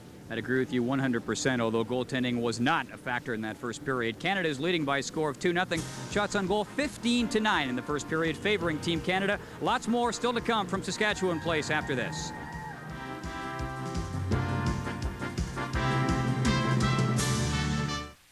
And let's recap the scoring in period number 1. Pierre Sevigny starting things off for Team Canada, but the man you see, Eric Lindros, largely responsible for this goal, opening up the hole, feeding Sevigny, who goes in to score. Sevigny from Lindros at the 1-minute mark. A good start for Team Canada.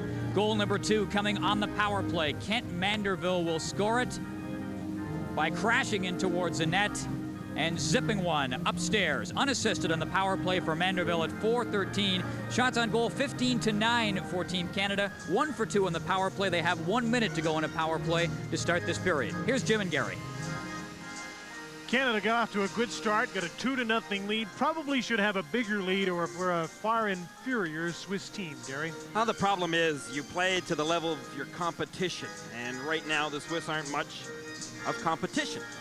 But yet Canada has to put that all aside, and Dick Todd no doubt had words with his players in between periods, getting them to go back and playing their game. They've got to drive for that net. You saw in Lindros's, or I should say the first goal by Sevigny. Lindros went around behind the net. Stephen Rice stayed back in the slot. No one was going for the net.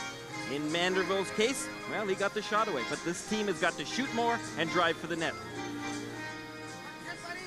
Dick is ably assisted on the bench by Alain Vigneault from Hull Olympics of the Quebec League, and by Perry Pern from the Northern Alberta Institute of Technology, who's working with Canada's Olympic team this year. All 3 are working the bench, and there are 22 players on the bench now. There's not much room down there since they've moved to 22 instead of 20. And Dick was a little bit concerned about that. Only because, and that may seem foolish, folks, but if you're not comfortable, it's very difficult, first of all, to get ready for your next shift. It's also very difficult to change on the fly when you are faced with a very crowded bench. They weren't in favor of 22 men per team. No, the Europeans voted for it. Canada did not. The Europeans like to use the units of 5. So with 22 players, they can have 5 units of 5 and 2 goaltenders for 22. Canada sticks with 4 lines and 6 defense. So now they've got an extra forward. Dale Craigwell didn't play in the first period. An extra defenseman. Scott Niedermayer didn't play in the first period. But it may turn out to be an advantage for Canada. In a couple of exhibition games, in one of them, Scott Thornton got an ankle injury. Craigwell just slipped right in, and they didn't have to break up any lines. Chris Snell left the game one night, and Niedermayer stepped in. Craigwell and Niedermayer are, you can't call them extras because they are very capable, skill-wise, of jumping right in to those positions. So in some ways, it can add to the flow of the game, because whenever you get a player injured, then you end up having to mess up a bunch of other lines in order to get that individual line intact. So that can be an asset. But 22 it is for all of the teams in this tournament. There's Paulie Yax, 15 shots his way in period number 1. The 18-year-old goaltender for the Swiss national team. They have 3 goalies. And along with them at this tournament, 2, of course, will play in competition. Trevor Kidd is the goaltender for Canada. The referee is from the Soviet Union, Alexander Fedotov. And period number 2 is about to get underway with Canada on a power play. And Eric Lindros, Kent Manderville, and Mike Craig stay up front. And John Slaney and Chris Snell, the defensemen, but there's a little problem with the ice here that will delay the start of period number 2. I would think that you'll see Team Canada's intensity level come up another notch in this second period. And the feeling out process in that first and just getting things back together again, I think they will overcome. What do you make of that score from Prince Albert? 1-1 the Soviet Union and the United States. Well, you said it in the first period. The United States are a big question mark, really, to a lot of the National Hockey League scouts and general managers that have been here and were looking towards this tournament. They've got lots of talent. Bob Johnson, who knows them well, the coach of the Pittsburgh Penguins, used to be the head man at the American Amateur Hockey Association, Hockey USA, and he says they're capable of winning a medal. He might be. They play Canada tomorrow, a tough start for them, the Soviet Union today. Slaney leads the power play for Canada to the blue line and over. 40 seconds to go in this power play as the puck slid by Kent Manderville.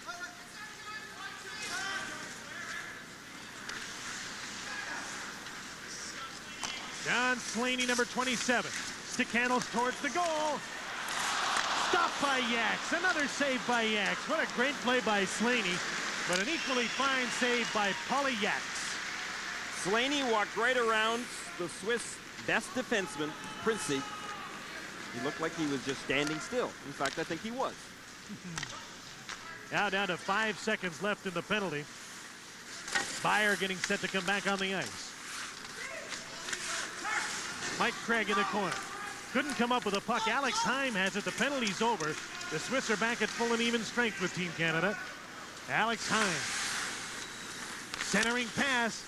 Chelio's shot was blocked. Craig got the man, and Manderville picked up the puck. Manderville to Lindros, number 88. Snell's in front of the goal as Lindros goes down in a heap.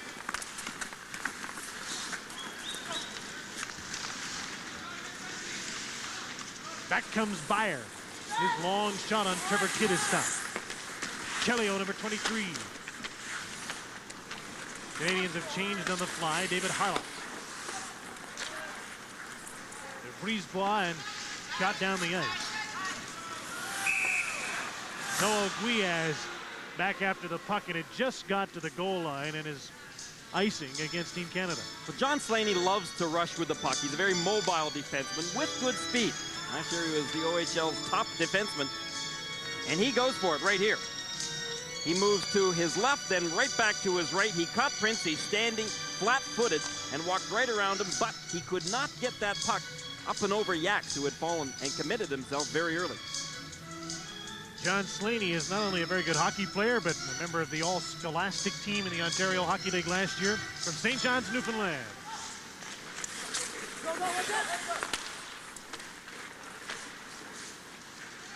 Canada's leading 2-0 early in period number 2, and 1 for 3 now on the power play.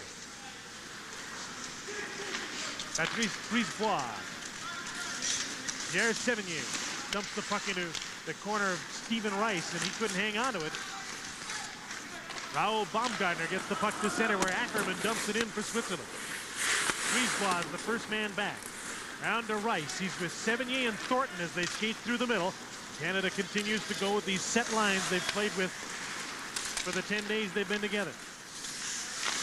Harlock kept the puck in for Rice on the right wing.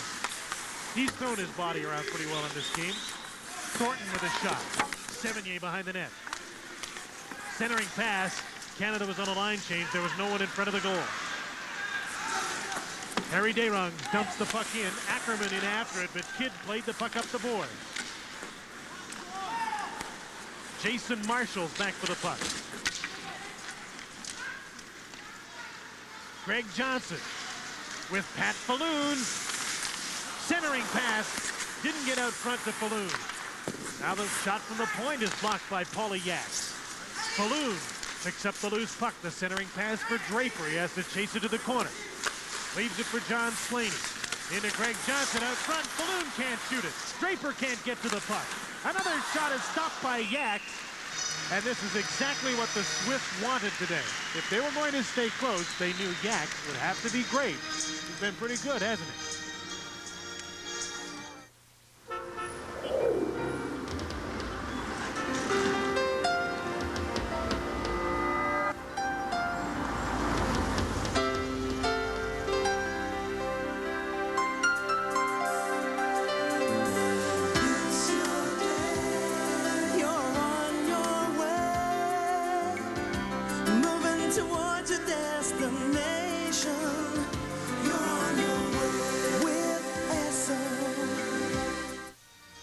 Shots are 4-0 for Canada in the second period, 19-9 overall. Nice little backhand pass by Johnson right out to Falloon. Falloon gets that shot away. Yaks is standing his ground, and he's letting the puck hit him. He's also got some help because this team is collapsing and helping him out in front of the net. Swiss have their big unit on the ice. This is their number one five-man unit of Axel Heim, Andy Kraft, Rufner, Princey, and Schneider. The Swiss know that the wingers have got to come back in front of the net and help out. Blast from the point by Chris Snell was stopped by Yak. The 20th shot on goal for Canada. Still, they only lead 2-0. Andy Kraft, number 16, with a blast. Kidd makes the save, and he holds on with Kraft right there. 15:59 left in period number 2. The player of the game for Team Canada today will receive a fine camera from Canon, makers of the amazing Futura.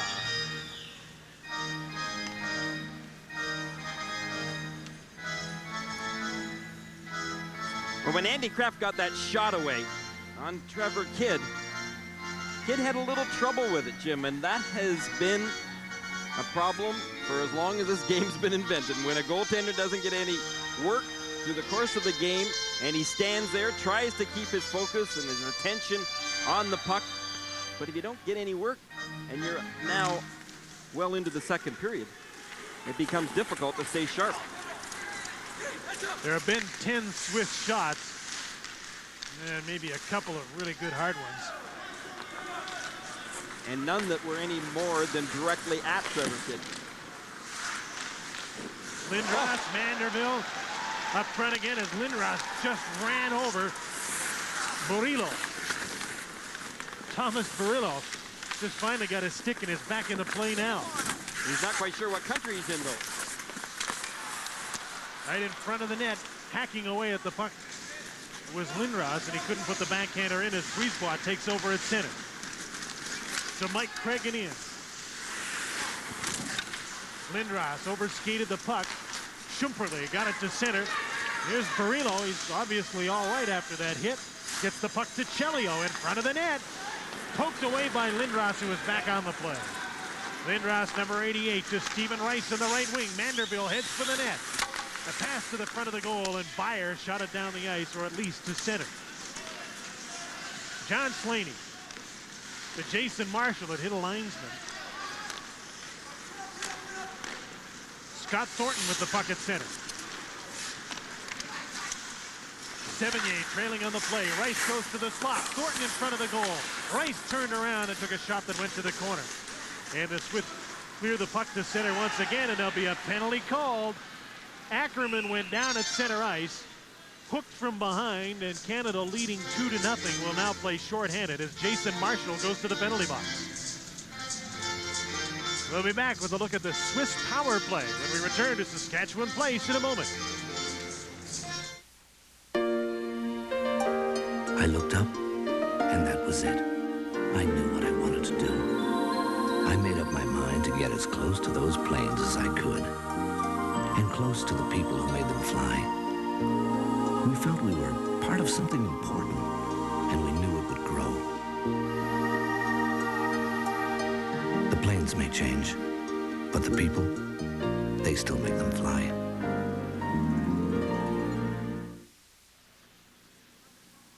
The penalty to Canada is against Jason Marshall for interfering with Harry Ackerman, who went down at center ice.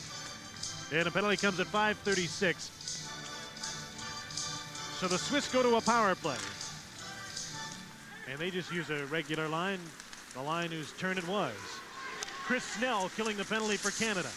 The front of the net for Chris Draper, who's a good penalty killer, and don't be surprised if throughout this tournament Dick Todd uses him a lot in that capacity. Mike Craig is out with Draper.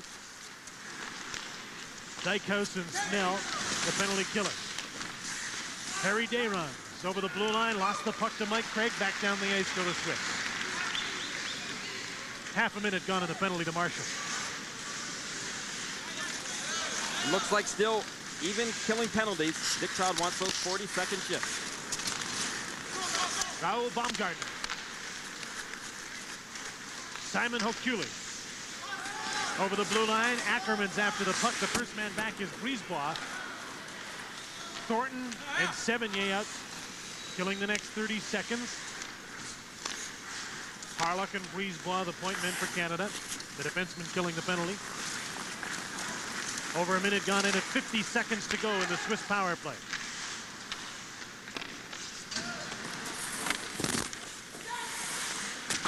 Kamenzine dumped the puck in. Keller moved up, couldn't keep it in. Here's Sevigny. One man back. Kamenzine's trying to catch him. Sevigny just rags the puck, kills some time. 30 seconds to go in the penalty, but Sevigny lost the puck at center. Manderville takes over. Bumps the puck out to center. And the Swiss have it again with 25 seconds left in their power play. Meyer. Didn't even try and touch David Harlock and let him dump the puck to center.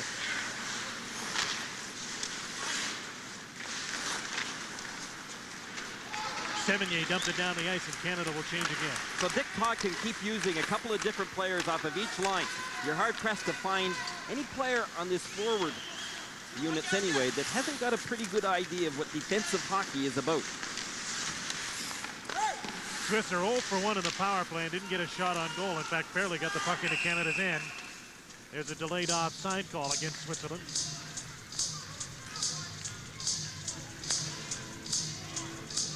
And that's an ingredient, Jim, that Dick Todd and all of the coaches and scouts for Team Canada had to consider in their selection. They had to consider the fact that players have got to be good in their own end zone, good defensively, as well as having that good leadership ability. There's Carl Dykhuis, who played in Hull last year. Won an award as the most likely pro prospect. The Mike Bossy Award is the best pro prospect in the Quebec League, and drafted by Chicago this year, is opted for the Olympic program. He's a very powerful skater, Jim. He's got great strides. Rufner for Switzerland over the blue line, and Dykhuis turned them back. Axel Heim, number 17. His pass was almost intercepted by Pat Balloon, out with Johnson and Draper again. Dykhuis and Snell playing back. Chris Snell stopped Heim as he tried to gain the blue line.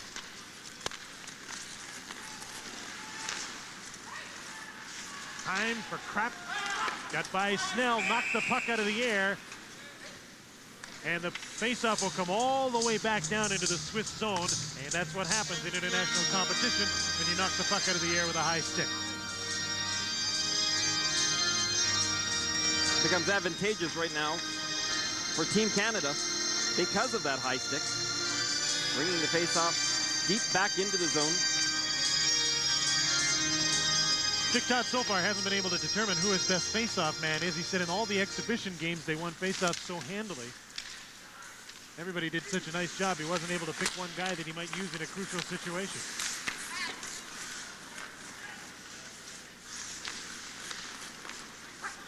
While Canada dominates this game, they continue to lead by only 2. 2-0.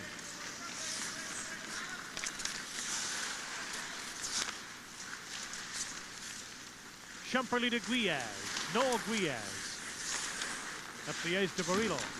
Swiss are playing a good passing game in their own end zone. Here's Brad May off the wing, went for the net. Guiaz got just enough of him to knock him away from the puck. Lapointe and May stay after it. Canada wins the battles on the boards. Slaney at the point awaited the pass, but Schumperle came up with it for Switzerland. With Chelio, Marco Chelio, number 23, going for the puck, and John Slaney broke up that play. Nearing the midway mark, second period, 2-0 Canada. Brisebois dumps the puck in. Guiaz, belted by Stephen Rice, who's thrown a few of those. The captain is leading the way, trying to get his team going. Schumperle. Harlock takes him. Back for the puck is Sevigny, who scored Canada's first goal. Scott Thornton to Stephen Rice, and Canada's offside with 9:51 to play in the second period. 2 goals in the first 4 minutes and 13 seconds of the game. Canada leads 2-0. It's winter. Let the games begin.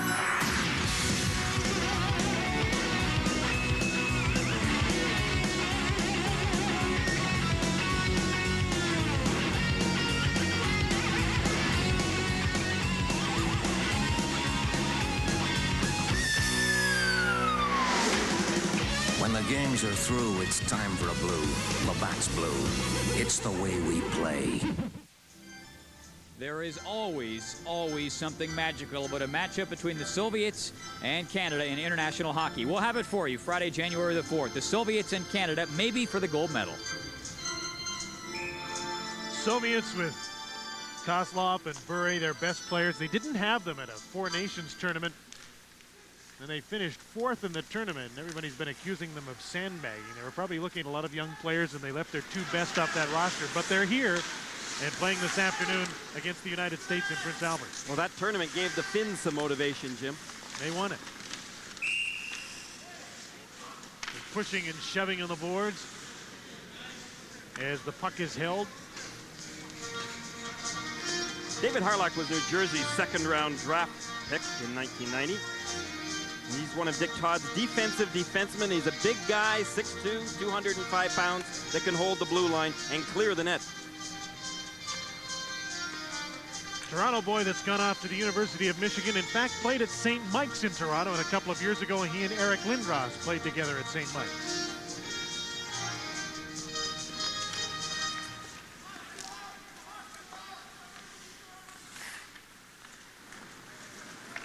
Carl Dykhouse from Sept-Îles, Quebec. Sends the puck the length of the ice, and it's icing against Canada. You know, a couple of incidents in today's game, especially in this second period, when Eric Lindros made a great hit right in the neutral zone, and then on that same shift, he came back, he picked up his man, stole the puck right in front of Trevor Kidd to prevent a scoring opportunity. That's the type of leadership that Dick Todd and his assistant coaches will look for from Lindros. He can do it all.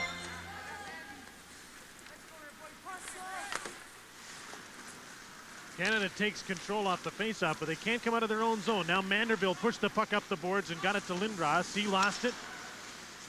Craig ran into Meyer at center, and they both went down. Lindros has the puck. Craig's centering pass from Manderville. Push to the boards. Lindros in front. Craig's shot stopped by Polyax. Manderville has the puck. Into the middle, just out of the reach of Chris Snell, moving in from the right point. Another great chance for Canada. Another great save by Polyax. Still 2-0 Canada. Manderville to Lindros. Into the middle. Here's Craig again. Stopped by Yax. Loose puck in front. Manderville can't put it in. And again, this Swiss goaltender is keeping Canada from taking a bigger lead. It's still 2-0. The shots are now 25-10 Canada. He looked a little shaky in the first 10 minutes of the first period, but has he ever responded well since then? Lindros. Side of the net. Yax again. This time on Chris Draper. Mike Craig gets a couple of chances. Chris Draper gets a chance, and still, they cannot put it back. Polyax.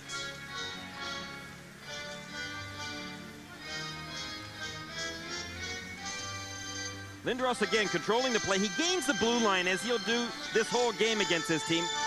That nice pass from the fourth man, moving up with the play.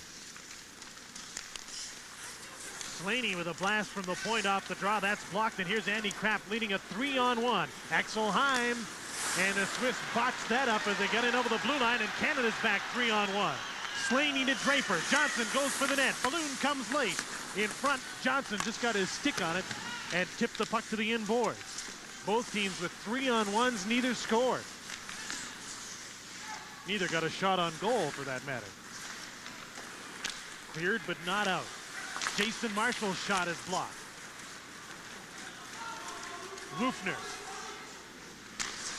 Long shot on Trevor Kidd, easily stopped. John Slaney clears the puck to Pat Balloon. Ahead to Greg Johnson with Chris Draper on his right. Over the blue line, offside, Canada. 7:27 left in period number 2. 2-0 Canada. Well, parents, you know, will be here if they can. Mrs. Lindros and Mrs. May here to watch their two sons perform in this World Junior Tournament. It's nice that it's at home, at least home here in Canada. Yeah, it doesn't happen very often. It's in Canada in '86, and the last time it was on the prairies was 1982. Next year they'll go to Sweden and overseas for a few years before it's back here again.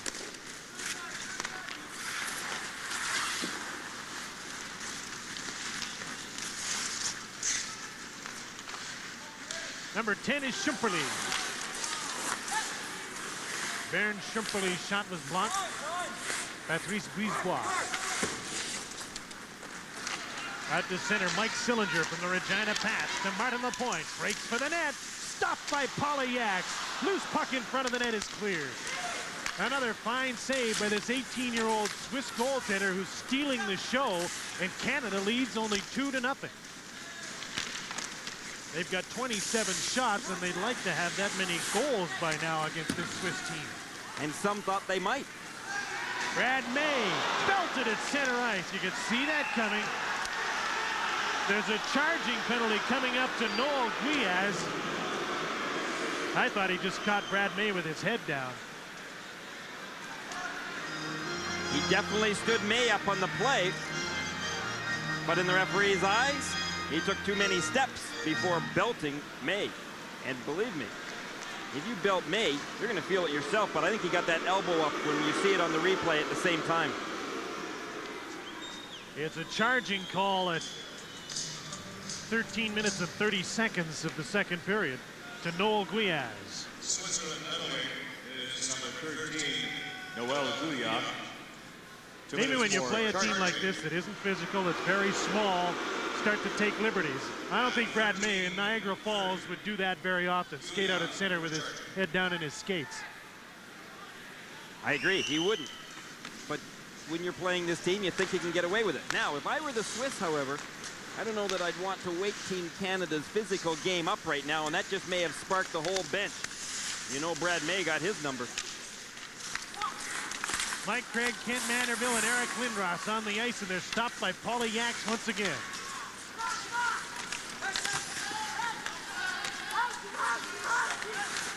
Snell and Brisebois back on the point. Craig won the battle on the boards. Brisebois. Manderville to the front of the net. Stopped again by Polyax. Eric Lindros right in front. Craig can't put it in. Lindros can't put it in. All around Polyax, but Canada hasn't scored since 4:13 of the first period. Here they come again. Kent Manderville to Lindros. Manderville, minute to go in the penalty. Brisebois to Chris Snell. Lindros screening in front of the net. Snell, no room to shoot. Swiss have come out to take away the point shot. Brisebois took a low percentage shot into a crowd, and it was blocked. After making that last big save, Polyax just gave himself a shake and put himself right back into position. He knows, he's confident right now. This is already a big game for Switzerland. They've held Canada to 2 goals for the first 35 minutes of the game. Here's where Canada, though, should take over in the latter part of the game. They're a good, physically conditioned hockey club, and their strength and size should have, by this point, wore the Swiss down. But they really haven't played a big physical game against this team. Meyer to the front of the net with a backhand shot. In a 2-0 game with a goalie this strong, though, what if there's a power play and the Swiss make it close and get some chances? They got to blow this team out, and they can't as long as the Swiss have goaltending like that. Penalty's over. Swiss are back at full strength. Canada's 1 for 4 with a man advantage. Scott Thornton right in front. Yax again is there. Stephen Rice was stopped this time. 31 shots for Canada, but still only 2 goals. One problem Canada's having right now, though, whenever they get a shot like that away from the net, they've got 1 or 2 Swiss players that are just draping themselves all over top of them. Stephen Rice really couldn't get away much of a shot. Pat Falloon. Back to the point. Jason Marshall just put the puck through center. Bernd Schumperle circling back. Marco Chelio, number 23, up the middle for Schumperle, number 10. Back to Chelio, stick handling. Long shot. Trevor Kidd makes the save, and he'll hold on. With 3:32 left in the second period. Polyax is stealing the show from Trevor Kidd. It's 2-0 Canada. Here's to McCain from the tiny and the small. For McCain Junior Juice, is the best taste of all. McCain Junior juice from Superb Concentrate is just enough juice and deliciously great. So let's have a Junior and drink from the box. Uh-oh, time to split. Here comes the fox. McCain Junior Juice, the just enough size. The latest victim for Polyax, Stephen Rice. Well, Rice gets the shot away quickly, but he shovels it right back at Yax. He gets his second chance and couldn't put it by Yax. Rice, since going back to Kitchener, has 17 points in the 5 games that he's played. 9 goals, 8 assists. He's got his offensive game together, but he had trouble putting the puck by Yax. He might still be in New York playing with the Rangers had Ray Shepard not moved over from Buffalo and had such a great start. Well, we know that Roger Nielsen and Neil Smith are big supporters of his. They really like his intensity. Here's Chris Draper, number 19. One man back. Poke check by Marco Bayer. Number 3 on defense for Switzerland. Here's Pat Falloon keeping the puck in. Sidestep to check. Guiaz trying to move it out on the boards and can't. Tom Barrio out to center.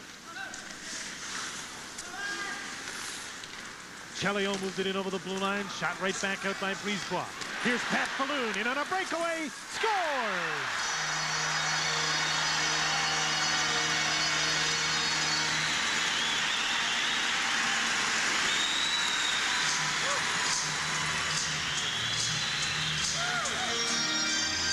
Well, Pat Falloon is known for his goal scoring, so if he wasn't going to put one by Paulie Yax, who was going to on this Team Canada? You can see how much room that Yax gave up. He just opened his legs so far. Now, whether or not he was enticing Falloon to shoot in that position, whatever he was doing, it didn't work. But it did for Pat Falloon. Pat Falloon is undrafted. The 17-year-old is eligible for the draft in '91. He's from Foxwarren, Manitoba, and he's got his first goal of this tournament. It's 3-0 Canada. Paulie Yax stopped Canada from scoring for 32 minutes and 57 seconds early in the first till late in the second, and it's only 3-0 for the home team.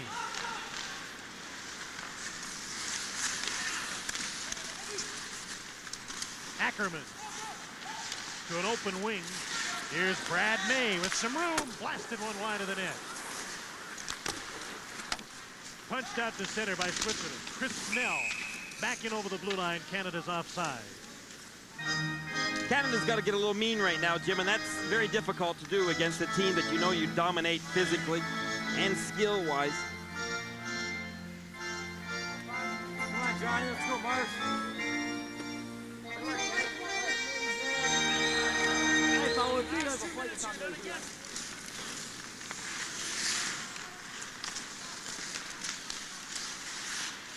Martin Lapointe playing on a line with Mike Sillinger, Brad May, Simon Hochuli. When I say, by the way, that Canada's got to get meaner, I don't mean by sitting in the penalty box. They've got to grit their teeth a little bit and pump up the intensity level. Harry Ackerman in after the puck with Harry Desrongs. Hochuli kept the puck into the point. Carl Dykhouse for Canada gets the puck to center. Now, no, minute and 40 to go, period number 2, and it's 3-0 Canada. To the net, Sillinger's tripped up. No call from the Soviet referee, Fedotov.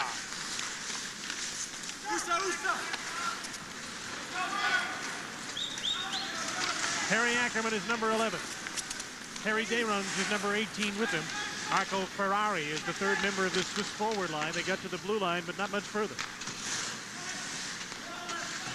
Keller to Sig, and back to Olivier Keller. Lindros again, this time he hit Sig and knocked him down.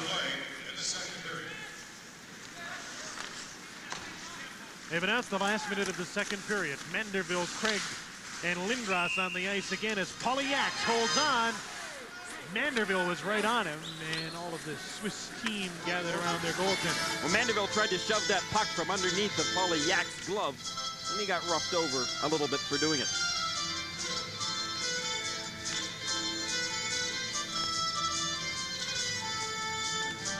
Manderville's another player that can use his size. He's a big guy, 6'3", 205 pounds, but so far in this game, not many of Canada's big players have really used the body. Mike Craig, number 15, trying to get the puck to Manderville. Lindros goes for the front of the net. Slaney and Marshall back at the point.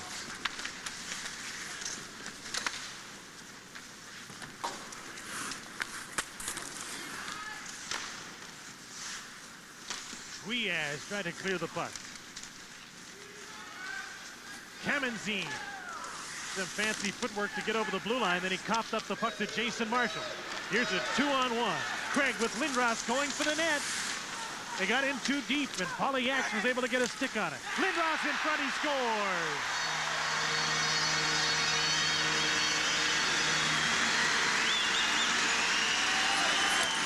Well, Lindros scores, but way back in Team Canada's end zone, Manderville had two Swiss players on top of him down here in the corner. So the Swiss were really playing a man short in their own end zone.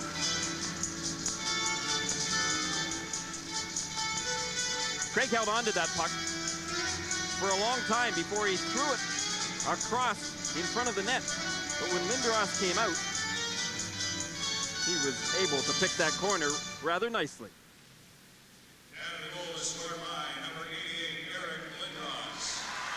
Goal number 1 for Eric Lindros, his second point of the game. And it's 4-0 Canada. Craig and Marshall draw assists as the second period comes to an end. 19:53, the time of the goal. Lindros from Craig and Marshall. Canada got 19 shots on Paulie Yaks in the second period. They couldn't beat him till 17-10. And the Swiss got 3 shots on Trevor Kidd, but it's still only 4-0 Canada as we still wait for the huge blowout, Paul. Well, everybody talked about goaltending not being a factor in this game after one period of play. Was it ever a factor in that second period? 19 shots for Team Canada. Coming up during our intermission, we'll speak with Mike Craig of Team Canada, just in on that Eric Lindros goal. We'll also follow Stephen Rice through the rest of training camp.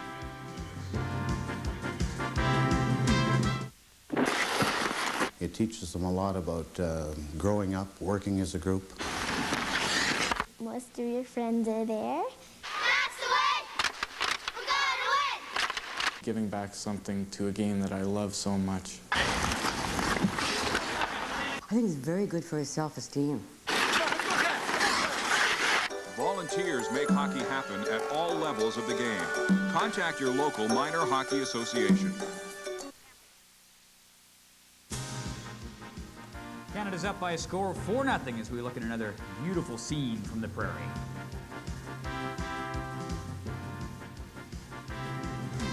I'd like to wish a Merry Christmas and a Happy New Year to my wife and daughter back in Peterborough, and as well to all our friends back in the borough. Merry Christmas and Happy New Year. Mike Craig joining us now. What do you think of Dick Todd and the Santa's hat? He looks pretty good. Not bad. Would it work back at the bench? Yeah, I think it would work.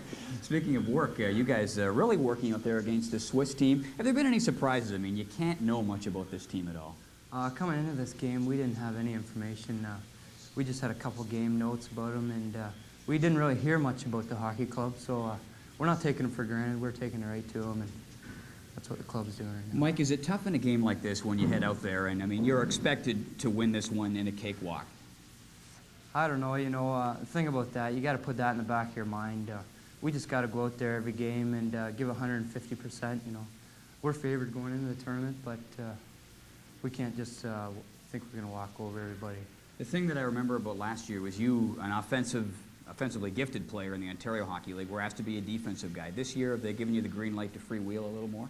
Well, Dick, he's he's got me with Eric out there on the power play and everything, and I think they're expecting some goals out of this tournament, but he's also wanting me to kill penalties and shut down a big line with Draper. And tell us what every hockey player in Canada wonders, and that is, what's it like to play in a line with Eric Lindros? Well, there's a lot of hype about him. Maybe too much media on a young kid like that. I think they should ease off on him. But, you know, he handles the pressure really well, and he's a great hockey player, and he's great to play with, let me tell you. Mike, thanks a lot, and good luck the rest of the way. Thank you very much. Mike Craig of Team Canada of the Minnesota North Stars as well. After one period of play, Canada was up 2-0. After a pair, 4-0. More still to come. We're out here in icy cold Saskatchewan, and I'd like to say Merry Christmas and Happy New Year to Lisa and Aaron in Australia, and to my dad in Clinton, Ontario, and the rest of my family, Mom, Alistair, Dot, Andy, and Debbie in Victoria, BC. Merry Christmas and Happy New Year from the Canadian National Junior Team. I'll tell you, that is quite a run from downstairs to get all the way back up here. But I'm back, out of breath, a little bit tired, but not nearly as tired, I don't think, as a lot of the players on Team Canada were during the game and day in and day out routine of training camp. We followed Stephen Rice halfway through during our first intermission. During the second intermission, we thought it would be interesting to see what happened through the rest of the camp. Here again, let's see a day in the life of Stephen Rice. Day 4, and the players have been split into 2 squads since the start of camp. Almost everything is done separately, but sometimes in these cases solitude can be an ally. The only thing they all know for sure is that the other squad is trying just as hard to make the team. There are on-ice sessions, strategy sessions, even medical sessions, and afterwards a stint for Steve on the trainer's table. I'm going to have to challenge this. Push out again, and I'm getting a little bit of weakness on Stephen on that. Tonight they will play one another, an intra-squad game, but they share the meal. Anxiety is high. Coach Dick Todd knows what he wants. Nobody wants to make a costly mistake. No one wants to make the mistake that costs the team the game. You know, you got to realize everybody's fighting for a position, and you know, your friends off the ice, but when you get on the ice, you know, you can't afford that because, you know, if you take it easy on one guy, you know, he's not going to take it easy on you, and if he ends up scoring and he makes you look bad, you know, then that could make the difference between you making the team or him making the team. But now the team will sign its signature as a team. No more intra-squad. They are one. Tonight, they will play an all-star team in Swift Current. But first, 2 hours of practice. And then, just in case that's not enough for you, how about a 2.5-hour bus ride across the prairie to get to the game? Yeah, try to get lots of rest. Maybe read a good book, eh? War and Peace. There's a good book. Unfortunately for Steve, he'll have a chance to do some reading. He's not going to suit up for this game. I wouldn't mind getting in the action tomorrow night. I wish I could play right now, but you know, I'm not the coach, and I'm sure he's putting the lineup out that he wants to play tonight. You know, he's got a lot of guys to look at, and you know, tomorrow night should be a great game, especially playing against the older guys. And I'm looking forward to that quite a bit. The money is on the line, so to speak. That has to add to Steve's anxiety, knowing that the first cuts will be made late tonight. Get the feeling it's going to be a long ride back through the darkness home. The ranks have thinned a little bit the next morning, but Steve is still here. Maybe tonight he'll get a chance to play.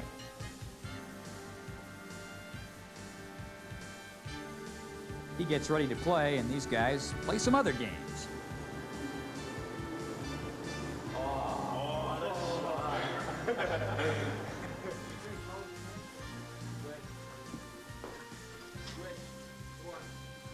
And we read that he's got some pressure. We can't expect him to make a pass through the middle here. We got to expect that the puck's going to go off the board. So we're a forward in front. You know, we got to start to roll out there and look for that puck going down the boards. Steve plays well, very well, but it's still close, very close. You know, they've still got a few cuts to make, and I think the team was playing really well. So, you know, it's going to be a tough decision tonight, and I'm sure a lot of guys aren't going to sleep too much. So, you know, I'm just looking forward and hoping I don't get that call at 7 in the morning. 7 days later, 12 players lighter, the team heads back to Saskatoon.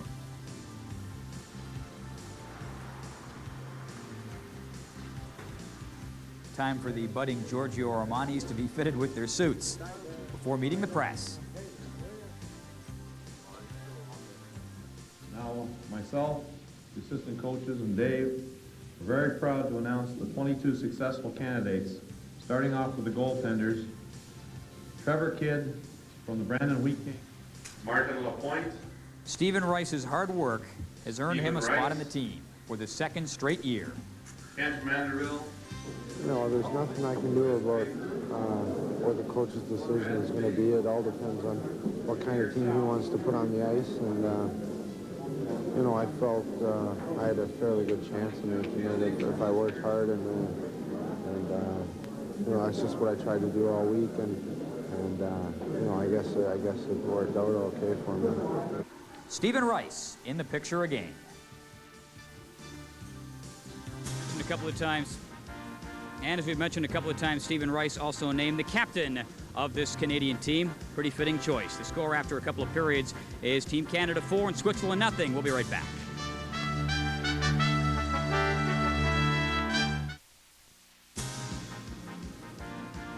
Well, you have to be pretty happy with the efforts of Team Canada after a couple of periods. They really poured things on in the second, landing lots of shots, and they are up 4-0.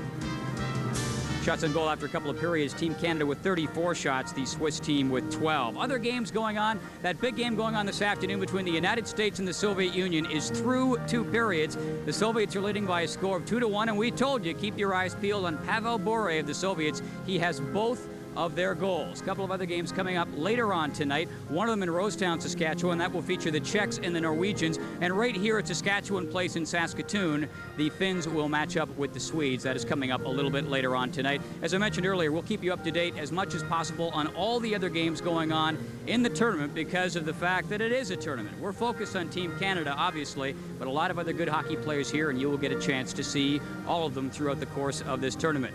Team Canada showing a lot of rubber to the Swiss. After 2 periods of play, they're up by a score of 4-0 with 34 shots on goal. We'll be right back.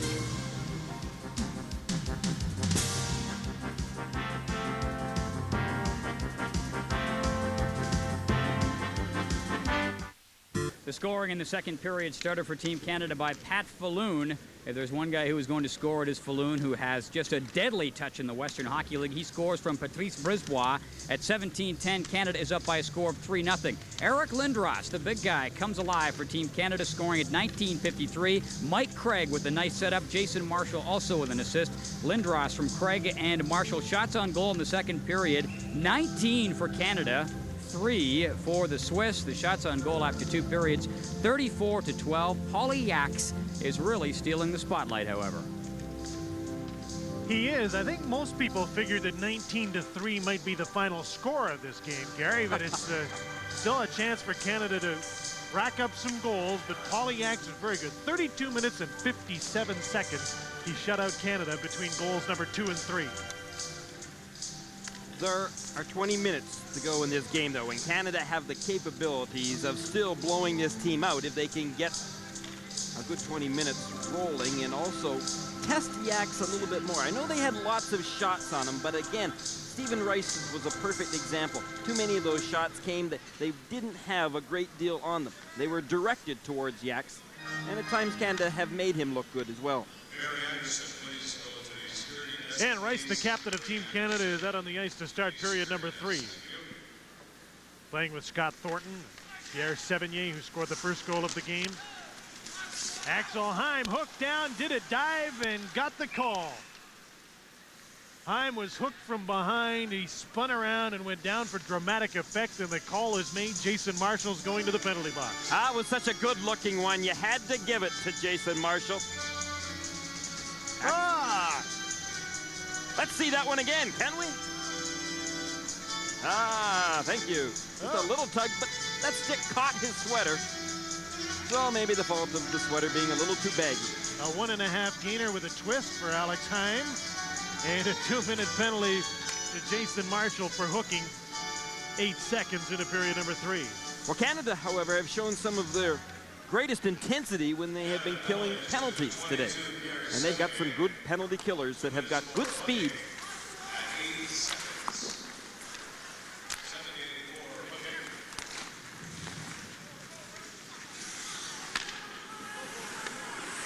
Swiss are 0 for 1 with a man advantage.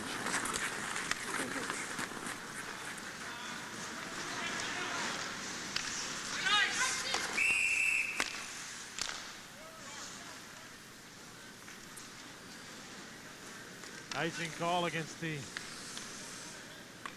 Swiss in the power play. It is not number 2, it's 22. Pierre Sevigny is in the penalty box.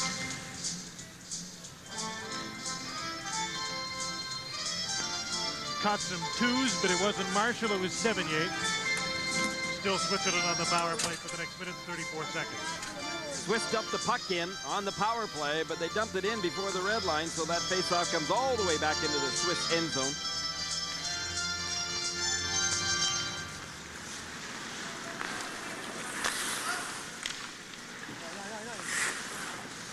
Axel Hein, Andy Kraft.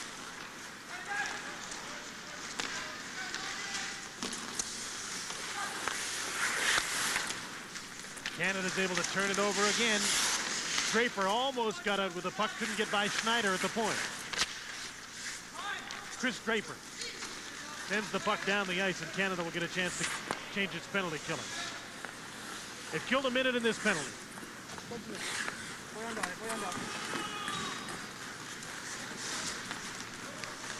Didier Princi, number 2.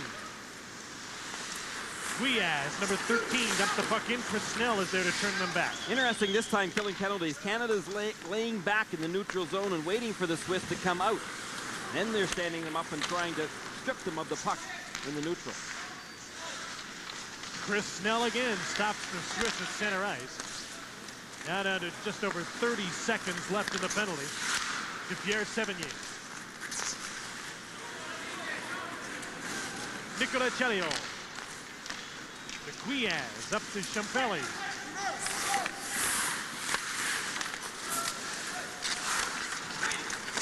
Canada gets the puck again and dumps it out. Kent Manderville and Eric Lindros up front now. Chris Snell and Carl Dykhouse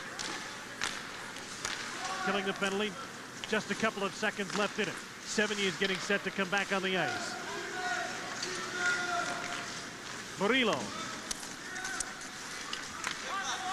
dumps the puck in.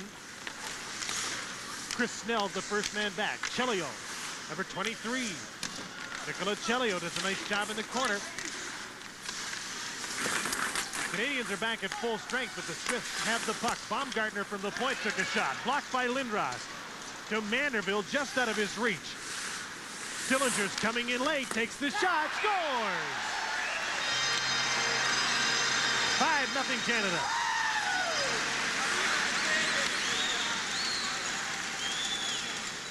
Sillinger just shot that puck, and he kept it low, right along the ice. Eric Lindros was standing in front of Yax. Now watch, he just slid it right along the ice, and it found its way in the net and came right back out almost to Lindros.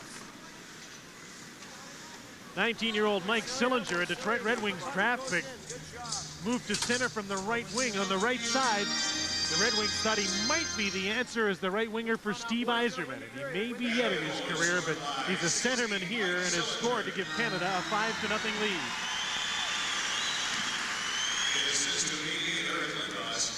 Sillinger played 3 games this year with the Detroit Red Wings, and he's the type of player that plays in traffic well. He didn't have to play in traffic that time, just shoot the puck. Sillinger from Manderville and Lindros at 2:39. And Canada has a 5-0 lead. Here's Patrice Brisebois, moves up over the blue line and is taken down by Kraft. Dale Craigwell is on the ice, number 16. This might be his first shift of the game. The extra forward for Canada wears number 18. Baumgartner with his shot. Wild, wide of the net. Kokuli comes from the right side and dumps the puck in behind the net.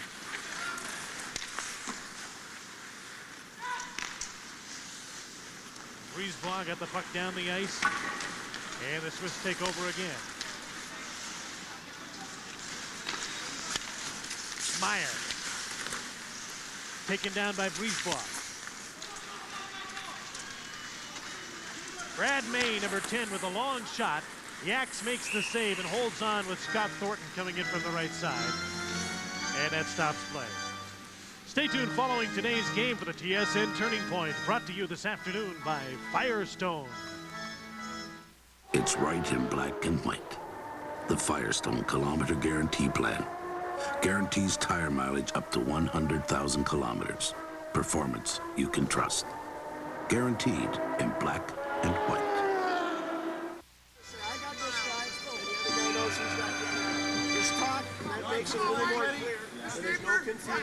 You played it really well, but don't talk to him. Okay? Barry Pern working on the bench. He's the communicator, talking to different players about various things they may or may not do. Alain Vigneault is handling the defense changes, and Dick Todd overseeing the whole team, but changing the forwards.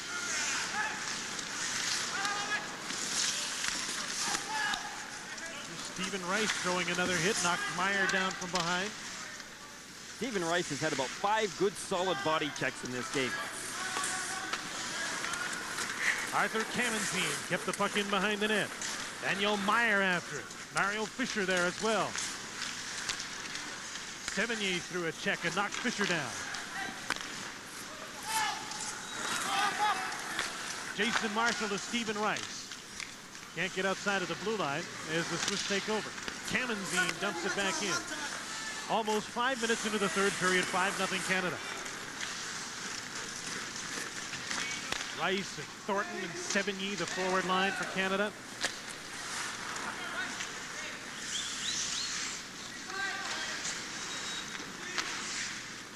Scott Thornton dumps the puck in.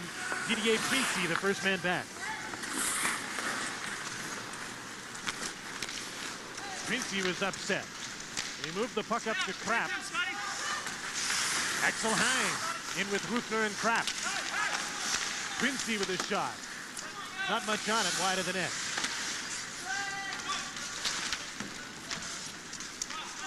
Scott Niedermayer is getting a shift as well as the extra men for Canada are starting to play in the third period with a 5-0 lead. 22 men as an extra defenseman. Niedermayer, the 17-year-old from Kamloops, is number 28 out on the ice now. Dale Craigwell, number 18 from Oshawa, has now had a shift in the third period also.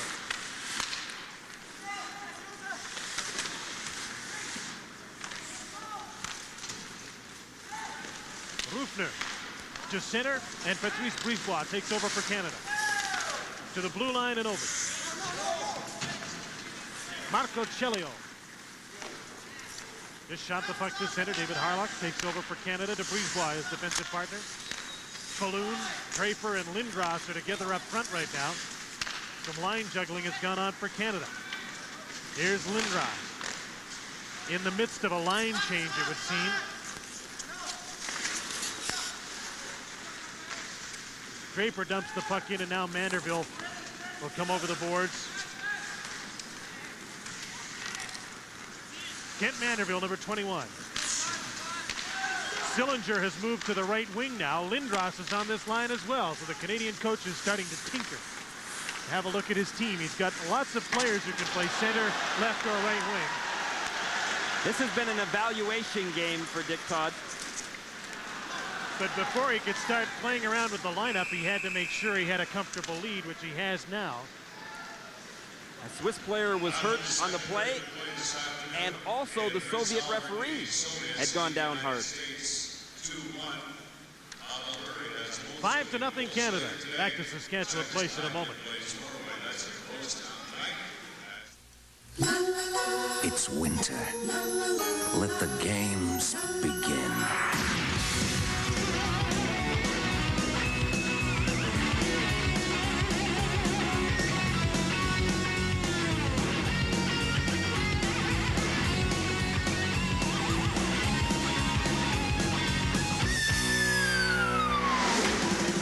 When the games are through, it's time for a blue. Labatt's Blue. It's the way we play. The player of the game today will receive for Switzerland a camera from Canon, makers of the amazing Futura. Canon's amazing Futura, the future of photography, design that beautifies. The latest in automatic features, zoom lens, wide angle to telephoto with zoom flash. Get the future now. The Canon Futura.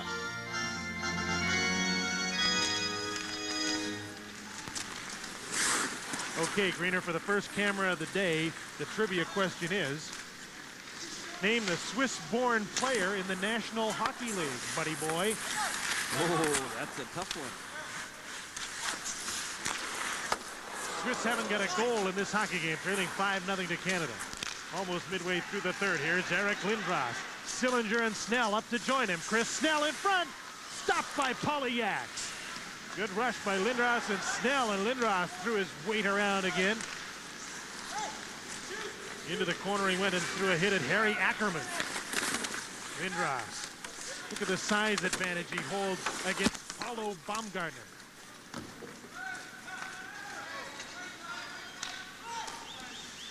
Chris Snell.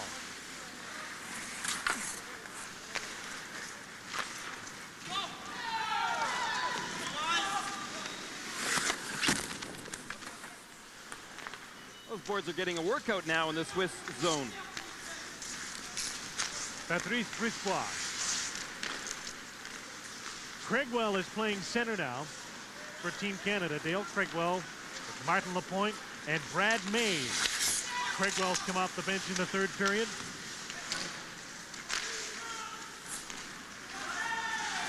Martin Lapointe just sidestepped a check from Siegs. In front they go. A nice save by Polyax, this time off Brad Mays. Yax was tapping that ice. He was quite proud of himself making that save on May. It was a good one, too.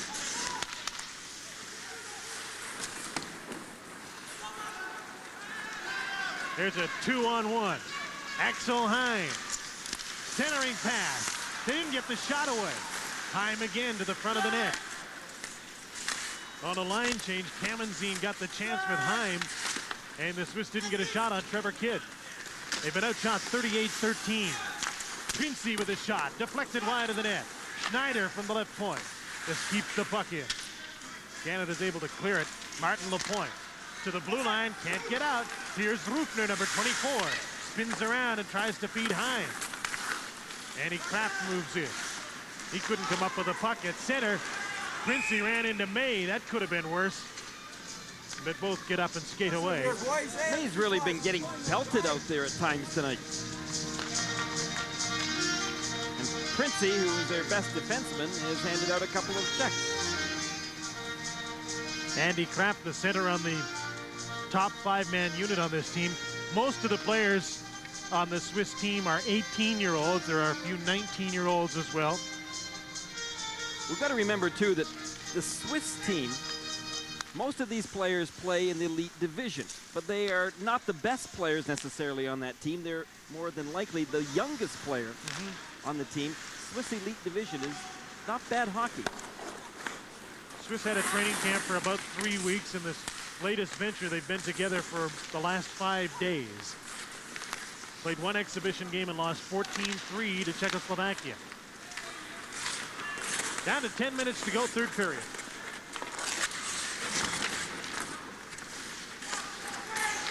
Scott Thornton. John Slaney, poke check by Guiaz in the slot. Thornton trying to go for the net. Couldn't take the puck with it. Mad scramble in front.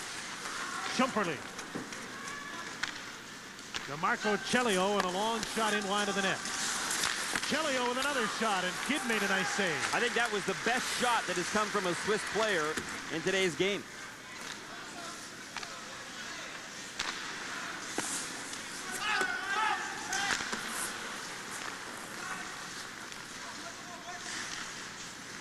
Baumgartner dumps the puck in, and the Swiss will try and complete a line change here.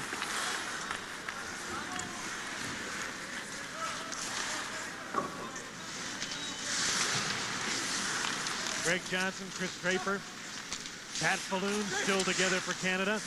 Draper tried to reverse and lost the puck. Marco Ferrari made a nice move on Johnson. Takes the shot over top of the net, and a good hard shot. Hey, maybe a few of these guys can shoot the puck. Hokuni with a shot, just keeping the puck in. Now it's cleared all the way down the ice, over the glass, stopping play. 8:48 left in the third period. It's Canada 5, Switzerland nothing at the World Junior Hockey Championship. Gillette announces a razor that can sense the individual needs of your face. Introducing the extraordinary Gillette Sensor Shaving System. Sensor blades are mounted on responsive springs to continuously sense and adjust to your face for the best shave a man can get. Closer, smoother, safer. New Gillette Sensor.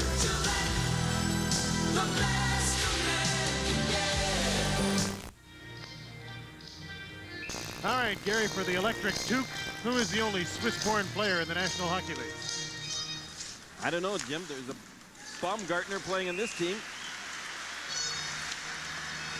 Mark Hardy of the New York Rangers really? was born in Switzerland, although he ended up moving to Montreal and grew up playing hockey there.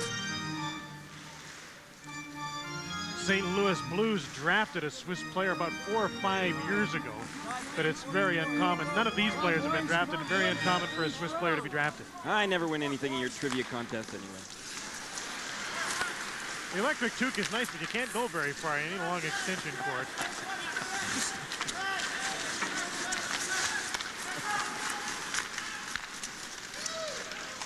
Chris Snell leading a Canadian rush. Simon Hochuli turned them back just inside the blue line. There's Baumgartner. Paulo Baumgartner up to Harry Derungs at center. He just tipped it to Chris Snell, who's wheeling away from his man Ackerman. Pat Falloon with Greg Johnson over the blue line. They're turned back. Falloon tried to make one too many moves. The Swiss are more apt to stick check you than they are to physically hit you. Although there have been a few collisions. And one of the Swiss players is down on the ice behind the net now. It's Simon Hochuli. Hochuli got hit into the boards heavily by Falloon.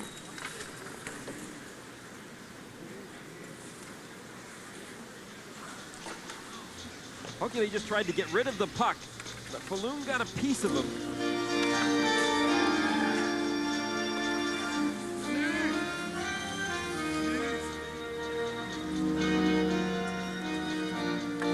Heinz Minder, the trainer, is out on the ice now to attend to Simon Hochuli. It took a pretty hard rap into the boards. So we have this break in the action and hope that Simon is okay. We'll bring in Paul Romanek. Paul? Yeah, just to tell you a little bit about the upcoming games for Team Canada that we'll see here on TSN. Jim, the U.S. going up against Team Canada. At last word, the U.S. in the third period trailing the Soviets by a score of 2-1. That's the U.S. and Canada. That is our next game, and that is tomorrow. It'll be followed by a game against the Norwegians. They play later on tonight against the Czechs. Kind of a surprising team. Nobody quite knows what to make of them. They are coached by Canadian George Kingston, who many feel could be back in the NHL coaching next year. Take a look at this again. Now when Falloon comes in, watch Falloon's skate. When he leaves, I'm not sure whether or not he might not have caught accidentally Hochuli in the face as Hochuli was coming down.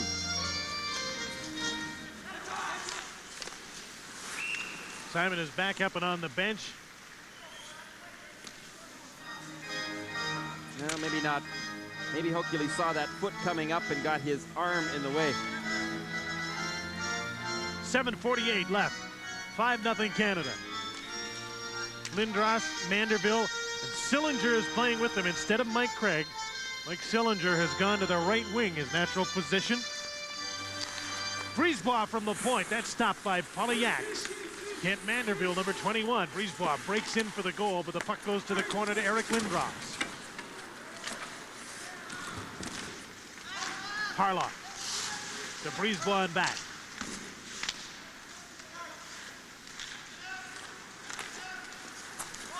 Mario Fisher dumped the puck in. David Harlock took a pretty solid hit, but he moved the puck up the boards. Didn't get it out, though. Manderville to Lindros, and he just missed the pass. Icing called against Canada. Can we talk about the success of this tournament over the years? And it's really not possible for this tournament to be successful unless the teams that participate in the country will participate by giving up their best players. Now you think about this, is that all the junior operators right now are still, their schedules are still going on as normal. And they are facing a difficult time in their schedule. Some of them are fighting for playoff spots. And yet they've got to give up some of their top players. Can you see the National Hockey League giving up some of their top players in favor of the Olympics? It's never happened, has it? But it's the same thing to the junior operator. And yet the NHL teams love it when the junior operators give up their best players because they like to see their potential stars getting this kind of experience. No question. Against this type of competition, not necessarily the type of competition we're watching today, but it will heat up, and that will start tomorrow. United States and Canada tomorrow, and obviously the U.S. has been all and more that the USSR can handle today. That one's not over yet. But 2-1 for the Soviet Union. Scott Niedermayer, the 17-year-old from Cranbrook, British Columbia, got the puck out to Dale Craigwell. 2-on-1. Lapointe goes for the net. The pass. Great save by Yax. Now that was a dandy. Yak's a big man, and he just moved nicely. Right across to take away that shot. There's a two-line offside pass against the Swiss. What a beautiful save by Paulie Yax off Martin Lapointe. Yax has got some size to him, so when he all of a sudden has to move from his right to his left, look, he just spreads that big pad out and is able to take that shot away. He went from one post to the next pretty quickly. Well, he did know that Craigwell was in too deep to shoot it, and there was only one place for him to play it, but he still had to get there.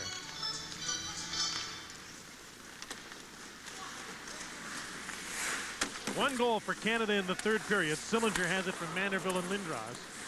Here's Snell with a shot. Stopped by Yax, cleared by the Swiss down the ice. Guiaz sent the puck all the way down. Puck went through the crease, no icing. Chris Snell. Thornton was upset by Guiaz at center. Stephen Rice in after the puck. Thornton, Rice, and Sevigny with Snell and Dykhouse. There's a centering pass. Yax knocked one out of the air as Sevigny hit it.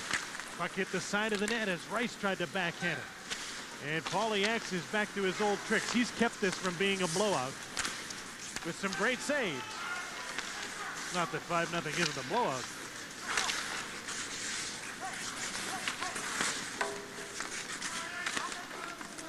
Scott Thornton. Now, his shot was partially blocked in front and went wide. Loose puck in the crease. Rice banging away at it. Yax has got it. That's Sevigny in the crease. And play is stopped. Snell has a little trouble playing that right side because when the play is overloaded in the Swiss corner, and he's got to take that puck off of the boards, and being a left-hand shooter, he sometimes gets himself into a little bit of an awkward position. You know, I think what you have to try and do in a game like this is, while we all expected a 10-1 or 12-1 game, step back and assess what we've seen from Team Canada today, and it's a pretty dominant performance at 43-18 in shots on goal. Give Paulie Yax some credit, I guess, for keeping this from being a 10-0 game.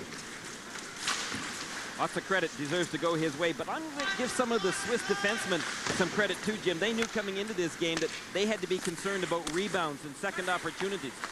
They've done a pretty good job of mugging the forwards for Team Canada. Still, there was a time in the second period when it looked like Team Canada was going to get frustrated at 2-0, and they didn't show any finish around the net. But credit to them, they were persistent and finally came up with a couple of goals late in the second period. Now have a 5-0 lead. Well, the main thing on this scoreboard right now is they are +5, and their goals against is perfect. Is absolutely perfect.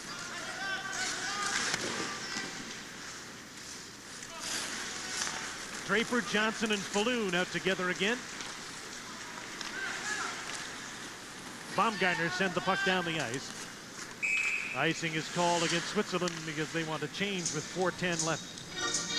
You know who I'm concerned about, though, in this game tonight, and I'm sure Dick Todd thought about this even before the game, is that while Canada's players are in fact getting their legs, at least in today's game, what about Trevor Kidd? I mean, he may well be the starting goaltender tomorrow against Team USA, and he has had a very lifeless game simply because he hasn't had the work, and the work that he has had, well, he really hasn't had to make any big saves.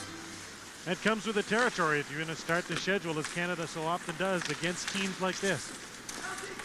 Teams at the bottom of the pool. Lindros with a centering pass from Manderville, who was Straight armed by Paulie Yax as he went through the crease. Mike Sillinger. Mayer at center was turned back. Sillinger dumps the puck in. Sig. To Guiaz. And out come the Swiss, who at least shoot it down the ice. They do. Jason Marshall. St. Louis draft up the boards. Here's Lindros 2-on-1. Sillinger's alone in front. Scores!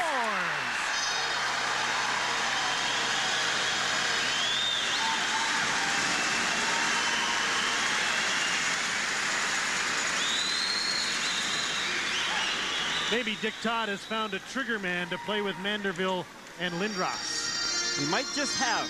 You see Lindros, how he was able to put that puck perfectly over onto the stick of Sillinger and yet have to fight off a check? That's where size and strength, that tremendous reach of Lindros really pays off. At 6'5", 220 pounds, there's not a Swiss player out there that can handle him.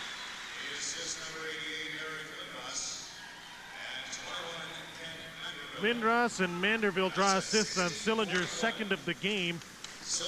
Lindros, while he's looked so much bigger and more dominant than all the other players when he's on the ice, hasn't had what you'd call a sensational game. Still, he's got a goal and 3 assists.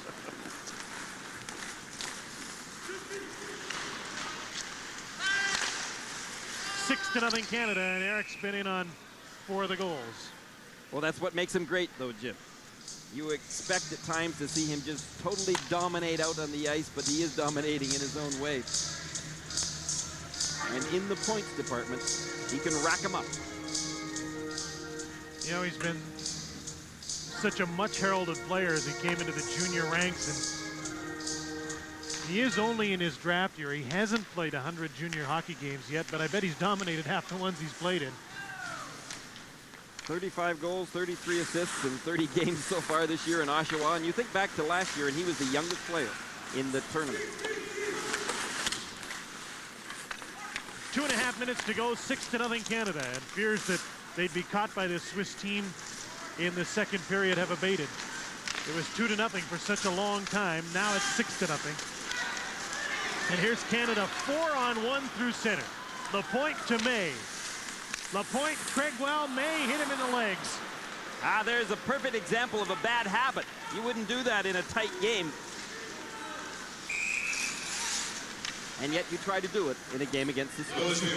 It was going to be so pretty if they'd scored it, though. How can you help but not go for it? They're only human.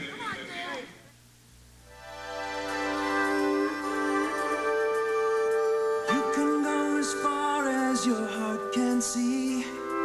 Be on a road that you want to be. It's your day. You're on your way with the song. Now is the time for celebration. You're on your way with a song. It's your day. You're on your way. Welcome back to Saskatchewan Place. Late in the game, Canada with a 6-0 lead, and Trevor Kidd makes the save and holds on. 1:53 is the time remaining. And now it remains for Canada to make sure that Kidd gets the first shutout of this tournament. Kidd was with Team Canada last year, but didn't play a minute. And figures to play a whole lot of minutes this year. 9-6. Bring your ticket to the sound booth, please. If they had got a bigger lead today earlier in the game, I think Dick Todd might have put Potvin in. Just to get him some action? Just to get him some action, exactly. The net is off, and so the whistle went. That number again is 6-6-6-6-6. Haven't mentioned much about the ice surface here, and it won't be a factor tomorrow night. But it is worth noting, of course, that we are playing in North American arenas here in Saskatchewan, and the ice surface is 200 by 85. The Olympic ice surface is 200 by 100. So the Soviets and the Czechs, all the European teams are used to playing on the Olympic surface. Might be hampered. I'm having to play the North American game, if you will.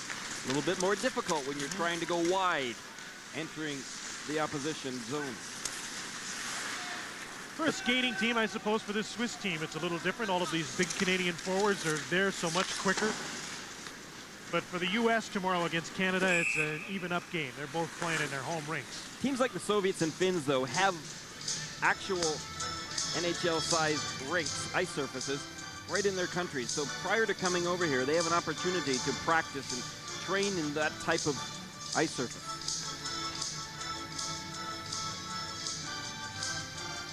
When Canada goes over to the World Junior Tournaments, most of the time they're training in their normal-sized rinks like this one, and then they go over and play some exhibition games on the big ice surface before they get into the tournament. Here, all of their workouts on this size, and some rinks that are a little smaller than this one as they prepared for this tournament. There's an icing call against Canada. 1 minute and 12 seconds remain. We mentioned earlier about Canada and having a lot of National Hockey League first rounders here this year. They've got 10 on their team. They've also got 4 second rounders. They've got 2 third rounders and 6 undrafted players. Led by Eric Lindros, just on your screen. And there'll be some high picks. The players that are on this team. Pat Falloon has a chance to be a high pick. Martin Lapointe. A couple of 19-year-olds who are undrafted. Chris Snell and Dale Craigwell overlooked in the draft. One thing we know for sure, there isn't an NHL team that won't have participation here in the stands watching these prospects and some that they've drafted already. So we're down to the last minute of this game, the first in the World Junior Championships. Lindros, Manderville, and Sillinger put together in the third period, and Mike Craig has not played. I wouldn't be surprised if when tomorrow's game between Canada and the United States starts, Mike Sillinger is out on the right wing with Lindros and Manderville.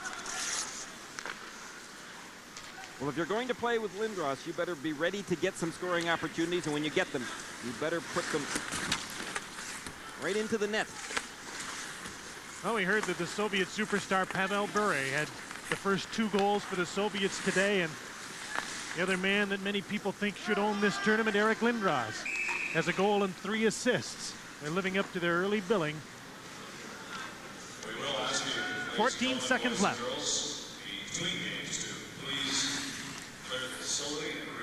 How do you think Dick will feel about this game?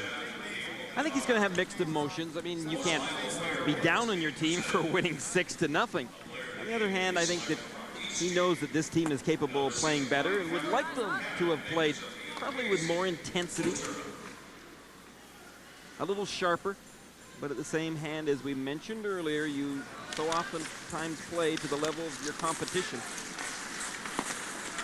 And Jim, you see that in the NHL all the time. Absolutely. As well. The better teams come into a building that are playing against the bottom place teams in the league, and who is it that surprises them? It's the lower place teams. I think at times because you're afraid you'll be so embarrassed if you don't play at the very top level, which the Swiss today had to play. Gary, I was negligent in giving Eric Lindros a goal and 3 assists today. He has a goal and 4 assists. Vanderbilt's goal in the first period he assisted on as well. So it's a 5-point game and a 6-0 win for Team Canada. This game has come to an end. A shutout for Trevor Kidd, 5 points for Eric Lindros, and 6-0 Canada. They're 1-0 and off to a good start at this tournament.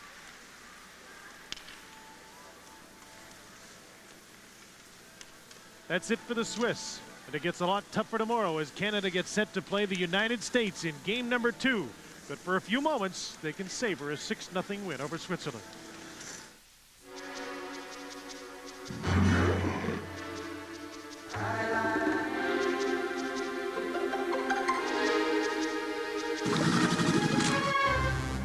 One of the world's truly great magazines. While some magazines promise you gimmicks, National Geographic gives you the world for only $36.50 a year. Join the society, and every month you'll enjoy award-winning photographs that celebrate life's wonders and the remarkable diversity of our world. Whether you're trekking across Africa or racing to adventure, National Geographic takes you far beyond ordinary reporting for extraordinary behind-the-scenes stories. Throughout the year, you'll also receive up to 6 valuable reference maps, and your membership helps support important scientific projects.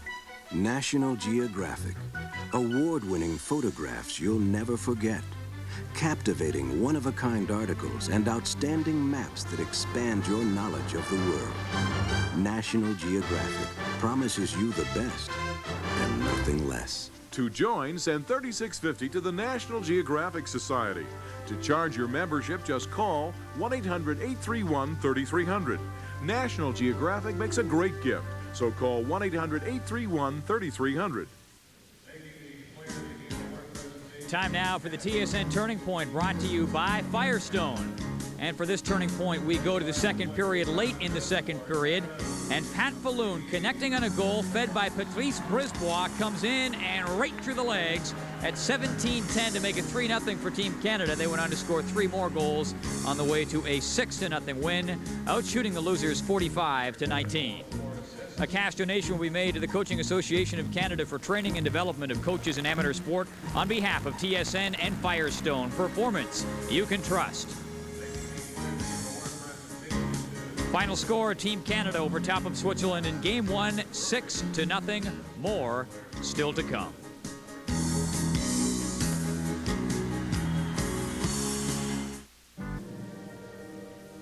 Team Canada winning by a score of 6-0 over top of the Swiss national team. The final bars of O Canada playing in the background.